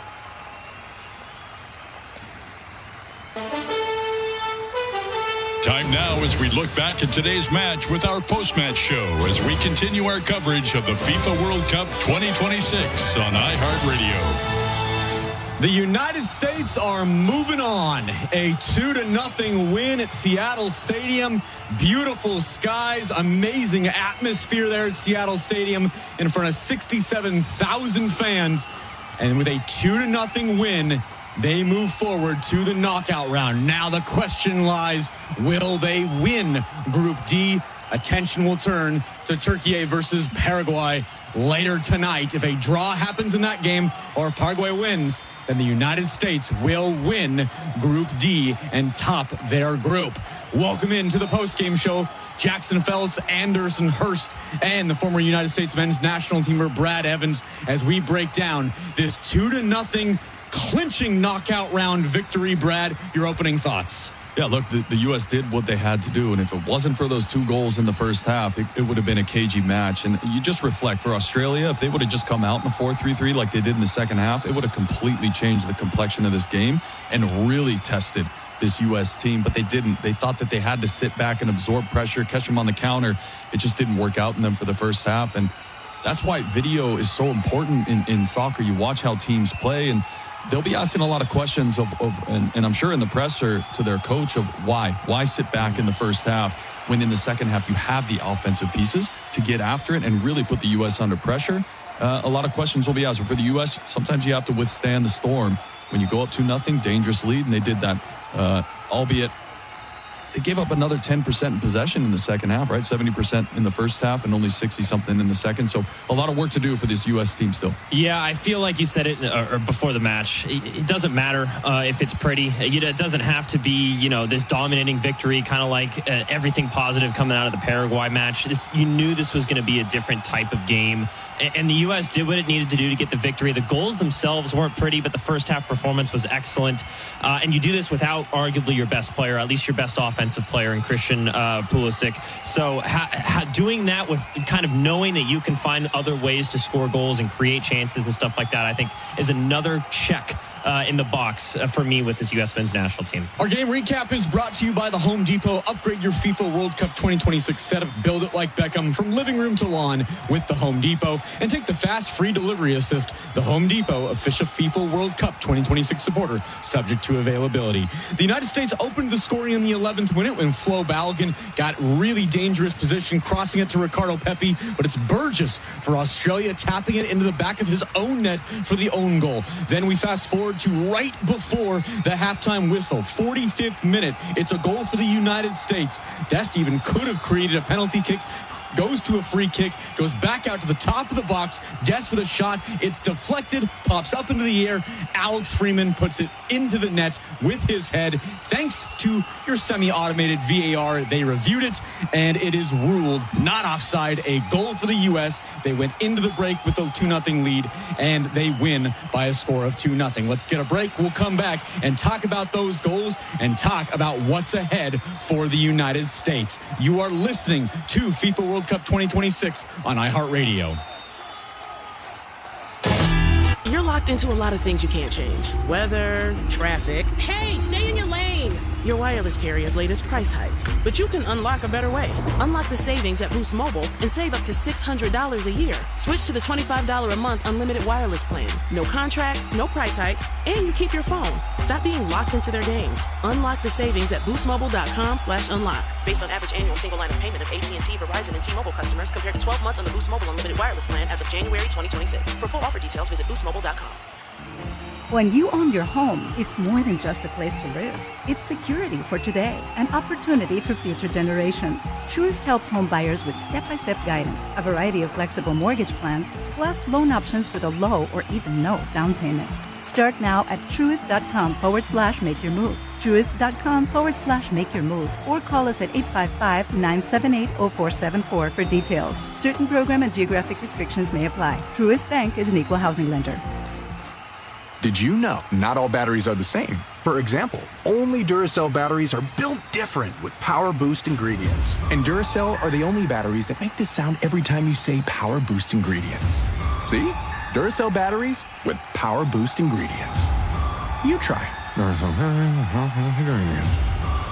Told you. Duracell batteries are built different with Power Boost ingredients. And they're built right here in the USA with US and global parts. Do you know the symptoms of moderate to severe obstructive sleep apnea, or OSA, in adults with obesity? They may be happening to you without you knowing. If anyone has ever said you snore loudly, or if you spend your days fighting off excessive tiredness, irritability, and concentration issues, it may be due to OSA. OSA is a serious condition where your airway partially or completely collapses during sleep, which may cause breathing interruptions and oxygen deprivation. Learn more at don'tsleeponosa.com. This information is provided by Lilly, a medicine company. United States move ahead to the knockout stage with a 2-0 win over Australia. They, of course, still have one match left of the group stage. That coming up next Thursday against Turkey in Los Angeles. But for right now, they have clinched their spot in the round of 32. Gentlemen, I do want to spend a couple minutes talking about this second half. It went into the break 2-0, Brad, and it ends 2-0. Australia, as you mentioned, changed the way they played in the second half, but I didn't feel like that it was a convincing second half from the United States. Yeah, it wasn't a convincing half, but the most important thing is you keep a shutout. You don't want to be playing your best soccer at the start of a tournament. You want that in the latter rounds to make sure that you go through. So the U.S. actually facing some adversity, getting through it, and having work to do in the next week in preps for the next game. Yes, they're moving on and they'll have sights on that, but they want to continue to build and practice on the things that they need to be doing better, and that's maintaining possession of the ball. You're up 2-0. The players on paper are just heads and tails above the players from Australia. But like we said, you throw rankings out the window. So I think for the U.S., the inability to keep the ball in the second half in moments, there was some desperate defending from them as well. So they'll have to take a look at why. Why were we playing long balls consistently in that second half to unlock ball again and Pepe when we should have just been keeping the ball? But that comes with pressure from Australia. You go into 4-3-3 and the U.S. is playing a 3-5-2. Well, right down the spine of the pitch, you're basically man for man at that point. So it makes it really difficult to play. I understand the outlet ball is there, but when you're not winning the second one, you can't maintain possession of the ball. It's a good thing. They'll have stuff to work on, some chalkboard work, some video work, and they'll progress and get better in those moments as they face better teams. Yeah, Jackson, I still take a lot of positives from even the second half performance alone because, you know, the old adage, good teams win games when they don't play well. And yes, you had a good first half, and that's where you score both of the goals, but you're able to, as Brad said, get the shutout in the second half. And I compare this game a lot to Australia's game in the 2022 World Cup when they faced eventual world champions Argentina in the round of 16. It was a very similar type of game where Argentina dominated early, got a couple goals, and then in the second half, Australia started to frustrate the Argentines. And, you know, that's another example of a really good team, obviously. So you're not always going to dominate every single game, especially in this type of environment where Australia was looking to kind of goon it up a little bit in that second half. So I still take more positives from negatives. To Brad's point, just that desperate defending, and I think the clearances need to be a bit more clean. I didn't see, you know, as much as I wanted to on those types of balls. 52nd minute, Flo Balogun's one-on-one. He slows up when he should have just gone for it. I mean, there was moments that the United States could have put the exclamation point on this game. That never came, and that's the thing that frustrates me. We'll get a break. I want to talk to you about both goals. Maybe we can continue talking about that. Still a lot to get to, but the United States have moved forward to the knockout round, the round of 32, with a 2-0 win over Australia. We'll get to more next on the postgame show. You're listening to FIFA World Cup 2026 on iHeartRadio.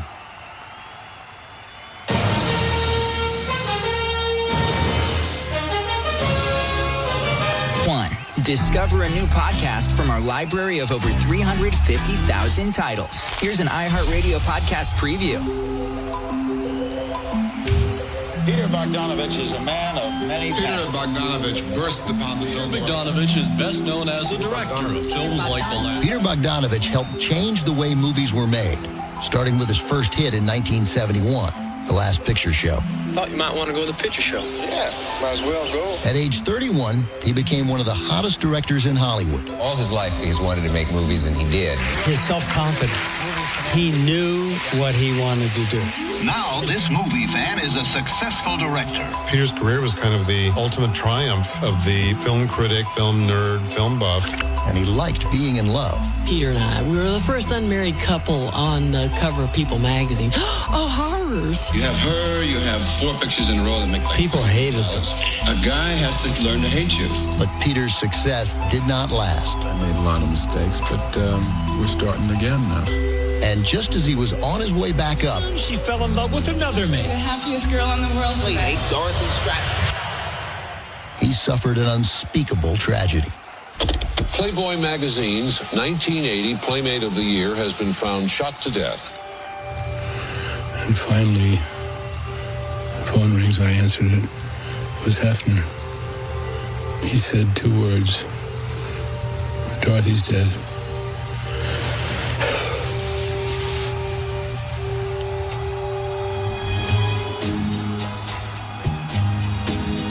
I'm Ben Mankiewicz, your host for The Plot Thickens, a new podcast from Turner Classic Movies. Each season, we'll bring you an in-depth story about the movies and the people who make them. Our first season, I'm still Peter Bogdanovich. Listen and follow this podcast for free on the iHeartRadio app. #1 for music, radio, and podcasts all in one. Important was it for the United States to get that early goal today? Yeah, so the U.S. come out and it's a 3-5-2. So you're playing with 2 strikers, and your objective when you're a striker is to occupy space wherever it's on. The U.S. do a really good job of pulling the ball back. Tim Ream gets possession, plays out wide to Anthony Robinson. And then all of a sudden, there's all this space in that left-hand channel for someone to run onto. It's really difficult as a single striker to do that. Balogun fades into that space, and then it's all about speed and power. And your job now is to turn around Australia's defense, make them face their own goal, and eventually play that ball across in a good spot. And that's what happens. Ball hits the back of the net, a well-worked goal from the U.S., and a dream start in Seattle. Yeah, I know. We talked about going to the 2 strikers or before the match, and I think this is kind of one of those reasons why you do that. Balogun is able to drift wide a little bit and kind of make the run in behind, but you still have a presence in the middle with Ricardo Pepi, and that's kind of what forces the defender to kind of cover that pass. Balogun, of course, being as fast as he is, he just blows by his defender and puts a ball in a good area and forces the defender to make a decision. And even if he doesn't touch that or try and clear it, Pepe's tapping that in anyway. So it's not necessarily one of those own goals where it's a 100% defensive mistake either. So it's a great play. United States got that one there 11 minutes in. Then they took the additional goal in the 45th minute. We'll take a break. We'll come back and talk about that very interesting situation that led to the United States getting their second in the 45th minute. United States moving ahead of the knockout round. More next coming up. You're listening to FIFA World Cup 2026 on iHeartRadio. You're locked into a lot of things you can't change. Weather, traffic. Hey, stay in your lane. Your wireless carrier's latest price hike. But you can unlock a better way. Unlock the savings at Boost Mobile and save up to $600 a year. Switch to the $25 a month unlimited wireless plan. No contracts, no price hikes, and you keep your phone. Stop being locked into their games. Unlock the savings at boostmobile.com/unlock. Based on average annual single line of payment of AT&T, Verizon, and T-Mobile customers compared to 12 months on the Boost Mobile unlimited wireless plan as of January 2026. For full offer details, visit boostmobile.com. When you own your home, it's more than just a place to live. It's security for today and opportunity for future generations. Truist helps homebuyers with step-by-step guidance, a variety of flexible mortgage plans, plus loan options with a low or even no down payment. Start now at truist.com/make-your-move. Truist.com/make-your-move. Or call us at 855-978-0474 for details. Certain program and geographic restrictions may apply. Truist is an equal housing lender. Did you know not all batteries are the same? For example, only Duracell batteries are built different with Power Boost ingredients. And Duracell are the only batteries that make this sound every time you say Power Boost ingredients. See? Duracell batteries with Power Boost ingredients. You try.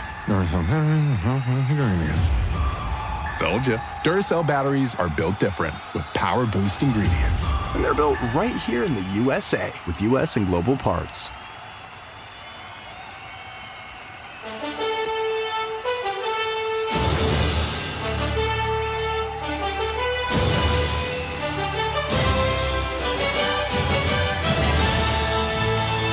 Welcome back to the post-game show. United States, a 2-0 win over Australia, moving ahead to the knockout round. Jackson Feltz, Anderson Hurst, Brad Evans here on the post-game show. Gentlemen, we just talked about that first United States goal there, the own goal in the 11th minute put in by Burgess. Let's talk about the second United States goal. A wild situation right before the halftime whistle. Could have even been a penalty before the free kick.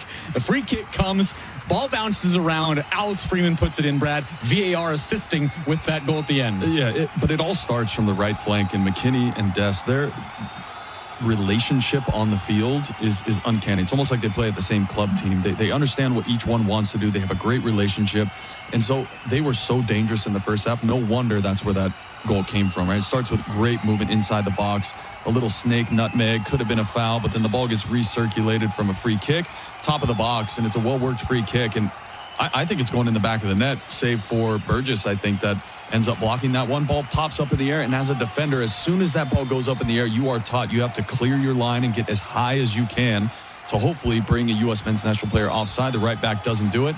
Go to VAR, and all of a sudden, it's 2-0 for the U.S. Yeah, and Alex Freeman does a good job of pouncing on that, right? And honestly, good on Flo Balogun, who was offsides. If he was the one who heads that in, and granted, you know, you're not going to get in the way of your own teammate, but if he jumps in front of him and wants to be the forward to score that ends up not counting, and we have a totally different kind of second half outlook. But Alex Freeman, who also had a really good game defensively, gets his goal as well. He's the youngest player on this U.S. men's national team, just over 21 years of age, and he does not look it at all. He's very composed. He's quick for a center back, but he also is good with his feet. He can play the passes, a little bit long balls in there as well. I think he had such a good game today, and it kind of makes sense that he was able to top it off with the goal. In the last year for him, you get your first start in MLS, you get your transfer to Villarreal, and then you, boom, score in the World Cup. Yeah. Not a bad year for Alex Freeman. United States move on to the knockout round with a 2-0 win over Australia. Now, what comes up next for the USMNT? We'll take a break. We'll talk about that next. You're listening to FIFA World Cup 2026 on iHeartRadio. You're locked into a lot of things you can't change. Weather, traffic. Hey, stay in your lane. Your wireless carrier's latest price hike. But you can unlock a better way. Unlock the savings at Boost Mobile and save up to $600 a year. Switch to the $25 a month unlimited wireless plan. No contracts, no price hikes, and you keep your phone. Stop being locked into their games. Unlock the savings at boostmobile.com/unlock. Based on average annual single line of payment of AT&T, Verizon, and T-Mobile customers compared to 12 months on the Boost Mobile unlimited wireless plan as of January 2026. For full offer details, visit boostmobile.com. When you own your home, it's more than just a place to live. It's security for today and opportunity for future generations. Truist helps home buyers with step-by-step guidance, a variety of flexible mortgage plans, plus loan options with a low or even no down payment. Start now at truist.com/make-your-move. Truist.com/make-your-move. Or call us at 855-978-0474 for details. Certain program and geographic restrictions may apply. Truist Bank is an equal housing lender. Did you know not all batteries are the same? For example, only Duracell batteries are built different with Power Boost ingredients. And Duracell are the only batteries that make this sound every time you say Power Boost ingredients. See? Duracell batteries with Power Boost ingredients. You try it. Told you. Duracell batteries are built different with Power Boost ingredients. And they're built right here in the USA with US and global parts. Which Iran closed after the war began. He also thanked China's President Xi for not getting involved in the conflict, as they are an ally of Iran. A Republican congressman is not happy about Vice President Vance's warning to Israel during a recent interview with a Real America's Voice. Florida lawmaker Randy Fine said Vance's comments were absolutely inappropriate and frankly disgusting. Fine's comments follow Vance's critique of Israel's leadership for speaking out against the Memorandum of Understanding signed by the U.S. and Iran. Amazon Prime Day is almost here. It runs from June 23rd through the 26th, and it's evolved into one of the biggest shopping events of the year. Competition is fierce, especially for the lightning deals or flash sales.